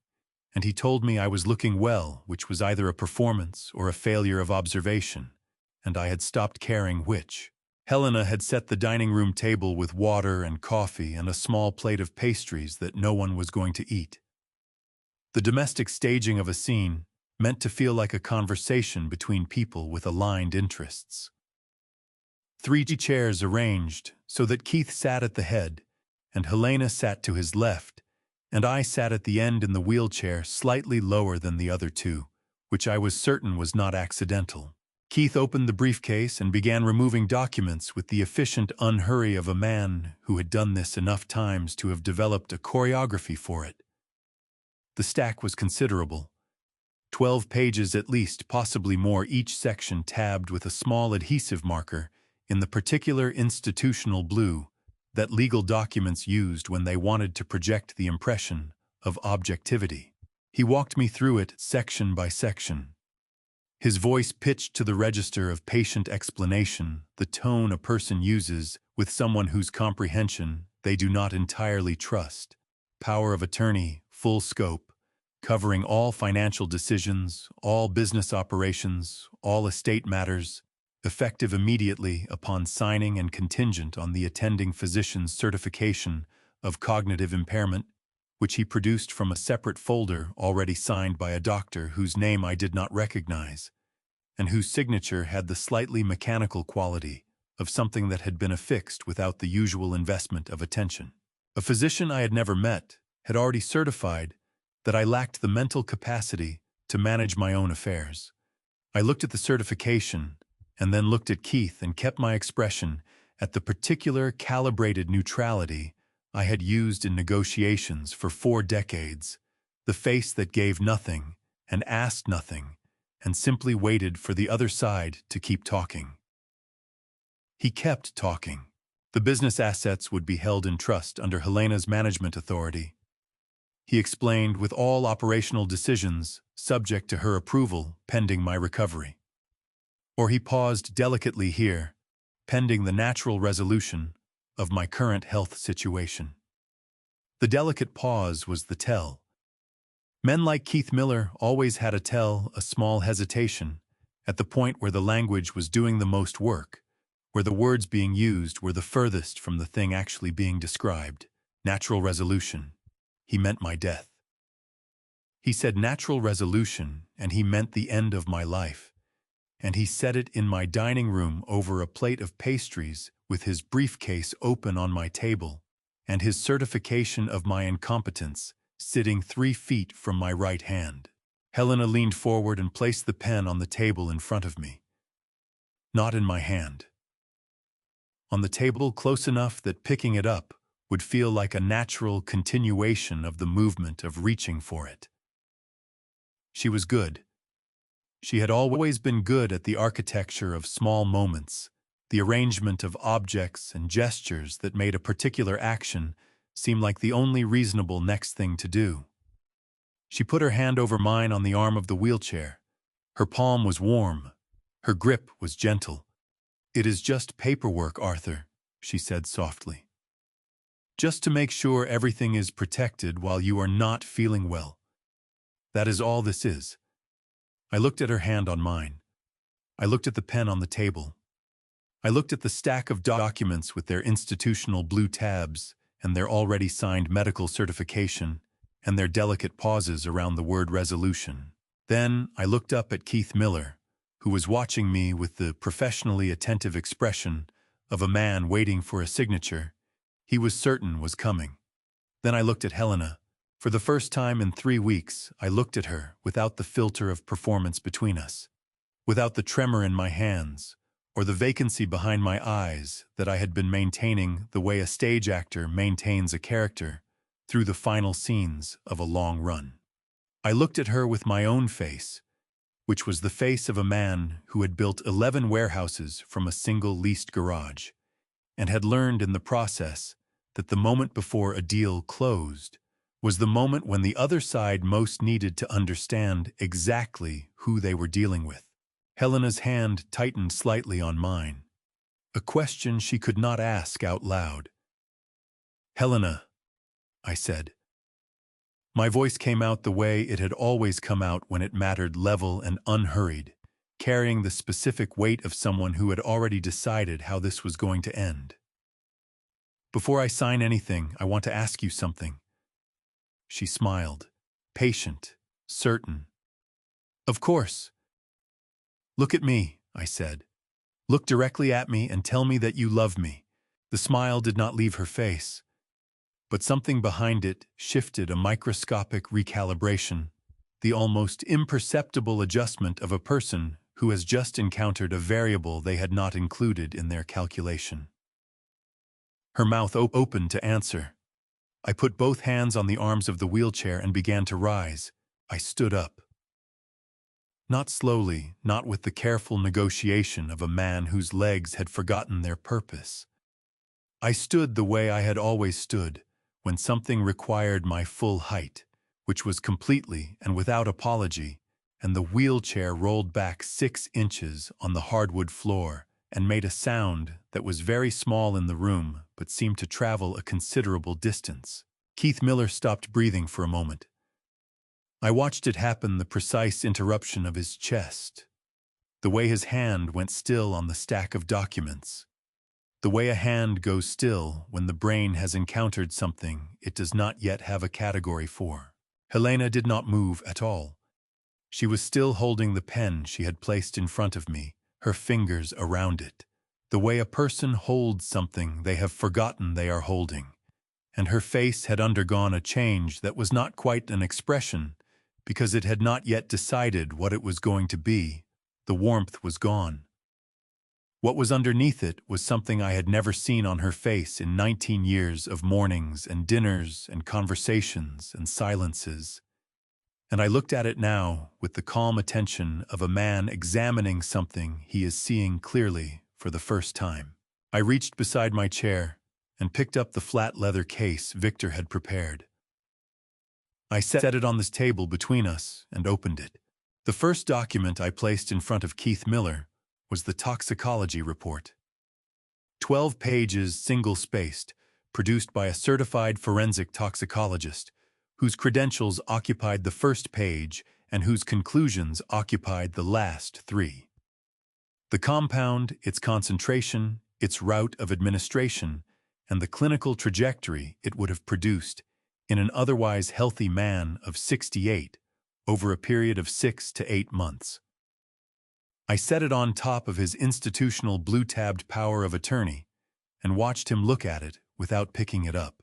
The second item I placed on the table was a printed still from the garage camera footage timestamp visible in the upper right corner, showing Helena crossing my garage at 5:47 in the morning with her hand already reaching toward my car door. I set it beside the toxicology report and smoothed it flat with my palm. The third was the forensic examiner's report on Elena's brake line.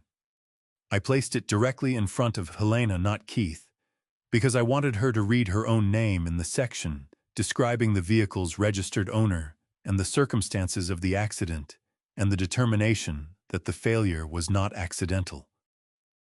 I wanted her to hold the specific weight of that document in her own hands. Her fingers did not move toward it. The fourth item was Damian Cruz's written statement. 4 pages signed and witnessed, detailing the approach through Keith Miller's intermediary, the payment structure, and the specific work he had been hired to perform on a vehicle belonging to a young woman on a specific evening in November 2 years ago. I placed it in front of Keith and watched the color leave his face the way color leaves a room when the light goes out all at once, and completely. The fifth item was the decoded contents of the memory chip from Elena's sapphire pendant. The financial records. The background report on Helena Drayton, her prior convictions, her expunged record, her assumed name. I set it on the table between them both and let them look at it. Then I reached into the breast pocket of my suit jacket and took out my phone. I pressed play. Margaret's voice filled the dining room. She sounded as she had always sounded, when she was managing something frightening, deliberate and careful, and entirely in control of what she allowed to show. She told Keith Miller that she had found Helena's prior convictions. She told him she wanted Elena protected. She told him he was the only person she trusted with this information. Keith's recorded voice responded with the smooth, accommodating warmth of a man betraying someone who had come to him for help. 3 weeks later, Margaret Sterling had died of cardiac arrest in the upstairs bedroom of this house. Helena made a sound. Not a word. The kind of sound a structure makes when something load-bearing gives way inside it. Sudden and small and final. She pressed both hands flat against the table, and her shoulders dropped 2 inches, and her face did something I had not expected, which was that it simply stopped performing. Whatever she had been holding in place for 19 years released all at once, and what was underneath was not rage or fear or calculation. It was exhaustion. The deep, structural exhaustion of a person who has been maintaining something very heavy for a very long time. She looked at me across the table. For the first time since I had known her, I had no idea what she was thinking. Keith pushed back his chair and stood up. His hand went to his phone. I looked at him and said very quietly, "I would not do that." He looked at the table, at the documents arranged across it, at the photograph of his intermediary and Damien Cruz, and the cash-changing hands in a parking lot on a Thursday evening. He set the phone back on the table. I walked to the door of the dining room. I put my hand on the handle. "There are some people outside," I said, "who have been waiting to come in." I opened the door. She was standing in the hallway. I had prepared myself for this moment in the way I prepared for things that mattered, which was thoroughly and in private and with the full understanding that preparation only took a person so far, and that the distance between where preparation ended and where the actual thing began was a distance that had to be crossed without any map at all. Elena was taller than I remembered, or perhaps I had simply been remembering her wrong, adjusting the image over 2 years in the unconscious way that grief adjusts the things it cannot keep intact. She was wearing a dark coat over a gray sweater, her hair shorter than it had been her face, carrying the particular quality that belongs to people who have come through something that changed the shape of them without diminishing what was underneath. Beside her stood Mark Vance with his hand at the small of her back, and behind them both Victor Ross and behind Victor, 2 officers in plain clothes, whose presence in the hallway of my house felt less like an intrusion than like the arrival of something that had been owed for a very long time. Elena looked at the room. She looked at the table with its scattered documents and its water glasses and its untouched pastries, and she looked at Keith Miller standing beside his chair with the expression of a man who had just understood that every exit was closed, and then she looked at Helena. Helena was still sitting. She had not moved since the recording ended. She sat with her hands flat on the table and her eyes on the surface in front of her, and the particular stillness of a person who has decided that motion of any kind would cost more than she had left to spend. When Elena walked into the room, Helena looked up. Whatever passed between them in that moment I cannot fully describe, because it was not mine to witness completely 2 women looking at each other across a dining room table with the full weight of what one had done to the other, between them visible and irreversible, and beyond any language that a third person could accurately report. Elena held the look for 4 seconds. Then she turned away, and I understood from the quality of that turning that she was finished with Helena in a way that required no further acknowledgement. She looked at me. I had thought I would know what to say. I had composed sentences during 3 weeks of waiting and discarded every one of them because language felt insufficient for the specific distance between where we were standing and where we needed to be. So I said the only thing that was actually true, the thing I had been saying in one form or another since the first morning I had stood outside her locked bedroom door with flowers I had nowhere else to put. "But the dahlias are fresh," I said. "I put them there this morning." Elena pressed her lips together. Her eyes filled in the specific way that eyes fill when a person has been holding something back for longer than holding is sustainable. She crossed the room in 5 steps and put her arms around me, and I put my arms around her, and we stood in the middle of the dining room of the house where so much had gone wrong for a long moment, while the world arranged itself into something I recognized. She smelled like the same soap she had used since college. That was the detail that undid me that small biological constancy that grief had not been able to touch. Victor moved first, which was characteristic of him. He nodded to the 2 officers who separated, one moving to Keith Miller's side of the table and one moving behind Helena. Keith did not resist. He stood with his eyes on the floor while his rights were read to him, and when the officer asked him to place his hands behind his back, he did it with the mechanical compliance of a man whose body was cooperating while the rest of him was somewhere else entirely. Helena stood when the officer touched her elbow. She looked at me over Elena's shoulder, and there was something in her face that I had not expected. Not rage, not defiance, not the cold calculation I had been reading for 3 weeks. She looked tired in the way that only people who have been carrying something dishonest for a very long time look tired when it is finally taken from them. She said, "You were never as trusting as I thought you were." I considered this for a moment. "No," I said. "I was not." She nodded once as though this confirmed something she had suspected, but had chosen not to examine too carefully. Then she let the officer guide her toward the door without another word. Keith Miller left without speaking at all. Victor waited until both of them were through the door, and then looked at me across the room with the expression that 30 years of friendship had made legible without requiring words. He picked up his coat from the chair by the wall. He walked to the door. He paused. "Your wife said to me once about 2 years ago that you were one of those men who built things correctly the first time," he said. "She meant it as a compliment about your business." He looked at Elena, then back at me. I think she was talking about something else. He left. Mark put his hand briefly on Elena's shoulder and then stepped into the hallway to give us the room, which was the most useful thing anyone had done all morning. Elena pulled back enough to look at me. Her eyes were still wet, but her face was steady.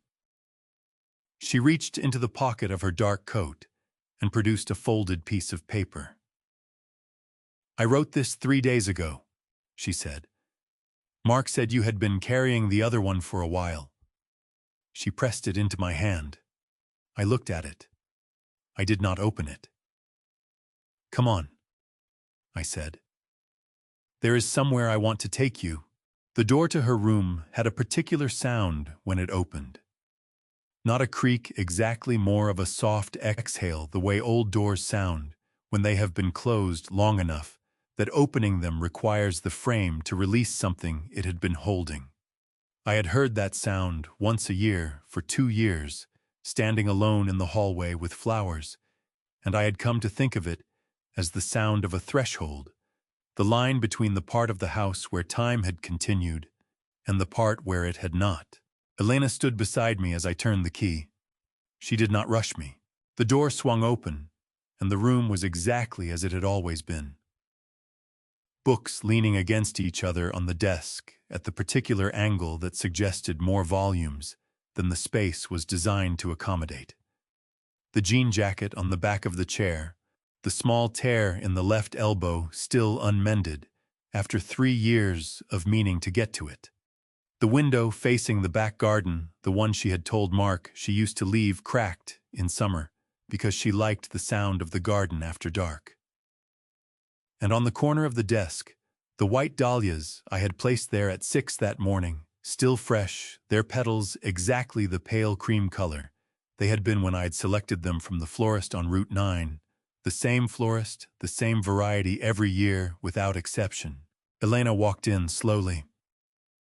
She moved through the room the way a person moves through a place that exists simultaneously, in memory, and in front of them, touching things lightly. Her fingers trailing across the spine of a book, lifting the jean jacket from the chair and holding it against her chest for a moment before setting it back down. She stopped at the desk and looked at the dahlias.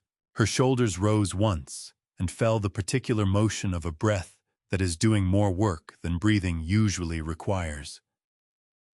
Then she turned and looked at me standing in the doorway, and her face held something that I did not have a precise word for, something that lived in the territory between grief and gratitude, and the specific relief of a person who has been lost long enough to understand what being found actually means. "You never moved anything," she said. "No, I said. I did not know how."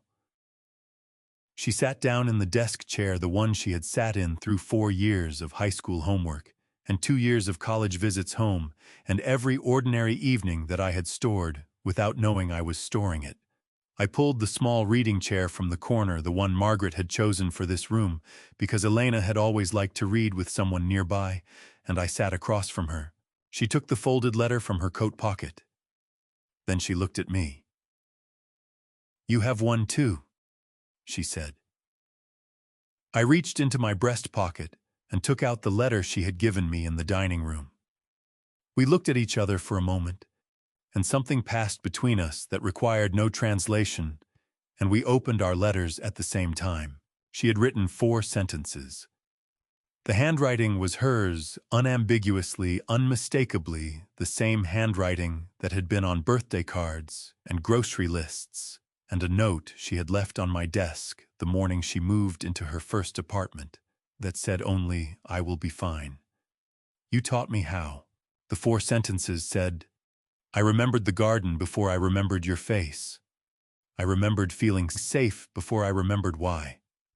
When Mark told me about the flowers, I understood that you had never let me go even when you thought I was gone. I am sorry it took me so long to find my way back to the door." I folded the letter and held it in both hands for a moment. Then I put it in my breast pocket where it would stay. In the weeks that followed, the legal architecture of what Helena had built came apart with the methodical efficiency of something being properly dismantled rather than destroyed. The annulment was granted on the grounds of fraudulent identity, Helena's prior convictions providing the foundation that Margaret had preserved for exactly this purpose. Under Ohio's Slayer rule, Helena's conviction on charges of attempted murder and conspiracy stripped her of every claim to the Sterling estate, every provision, every contingent benefit retroactive to the date of the first offense. Keith Miller surrendered his law license before the disciplinary board could convene and entered a guilty plea to 3 counts of fraud upon the court and conspiracy to commit murder, his cooperation marginally reducing a sentence that would nonetheless occupy the better part of the next decade of his life. Damian Cruz, pursuant to his plea agreement, received a suspended sentence and 5 years of supervised release, which Victor told me was the most lenient outcome the evidence could have supported, and the most useful one for the prosecution of the larger case. I convened a board meeting of Sterling Auto Parts Distribution on a Tuesday morning in November, 6 weeks after the Saturday that had ended 3 years of careful, patient destruction. I transferred operational authority to Elena and Mark, jointly retaining a single advisory seat, because I genuinely did not know what I would do with myself if I had no reason to attend a meeting. The board accepted the transition without significant objection, which suggested they had been expecting something like it longer than I had realized. On the afternoon of the same day, I went home and walked through the house to the back door and out into the garden. The oak tree was there as it had always been, large and unhurried, and entirely indifferent to the events of the previous 6 weeks. Elena was already outside, sitting on the stone bench beneath it, with her coat pulled close against the November air, a cup of tea in both hands. She had made it herself, which I noticed, and did not comment on, because some things were not improved by being acknowledged. I sat beside her on the bench. The garden was quiet. The sycamores along the back fence had lost most of their leaves and stood in the particular stripped clarity of late autumn, every branch visible against the pale Ohio sky, nothing hidden, nothing left that did not belong there. We sat for a long time without speaking, which was not silence in the way that difficult silences are silent, but the other kind, the kind that belongs to people who have enough between them that the absence of words is itself a form of conversation. After a while, Elena put her head briefly against my shoulder, the way she had when she was young, a gesture that lasted only a moment and did not need to last longer. I looked up at the oak tree. I thought about Margaret, as I often did in this garden, and I told her the same thing I had told her on Saturday morning before the day began, which was that Elena was home, that the pendant had done exactly what she had intended it to do, and that she had been right to trust her daughter with the most important thing she had left to give. The November light came through the branches in long, thin lines and lay across the grass without warmth, but with the particular honesty of a season that had nothing left to conceal. Elena reached over and put her hand over mine on the arm of the bench. We stayed until the light went. I am 68 years old, and I nearly lost everything I spent a lifetime building, not in a boardroom, not across a negotiating table, but in my own kitchen, one cup of tea at a time. I believe God places certain people in our path at exactly the right moment. A young doctor, a loyal friend, a daughter who found her way home. For those of us in the adults, 50-plus chapter of life, that kind of grace is the only word I have for it. My advice: do not do what I did.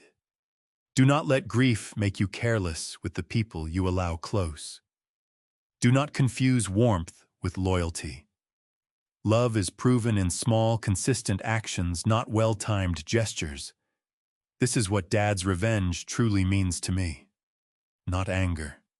The quiet, methodical work of protecting what is real. For every adult's 50-plus man or woman wondering whether they were too trusting, wisdom is not the absence of pain. It is what you build from it. For every dad's revenge story like mine, truth always finds its way home. For every adult's 50-plus heart still carrying something heavy, you are not foolish. You are human. This is Dad's revenge, not an act of anger, an act of love that refused to quit. If someone came to mind while listening, leave their name below. Share this with someone who needs it. Subscribe, more stories are coming. Thank you for staying until the very last light. These stories contain fictional elements for educational purposes. If this content is not for you, we warmly invite you to explore other content that better fits your journey.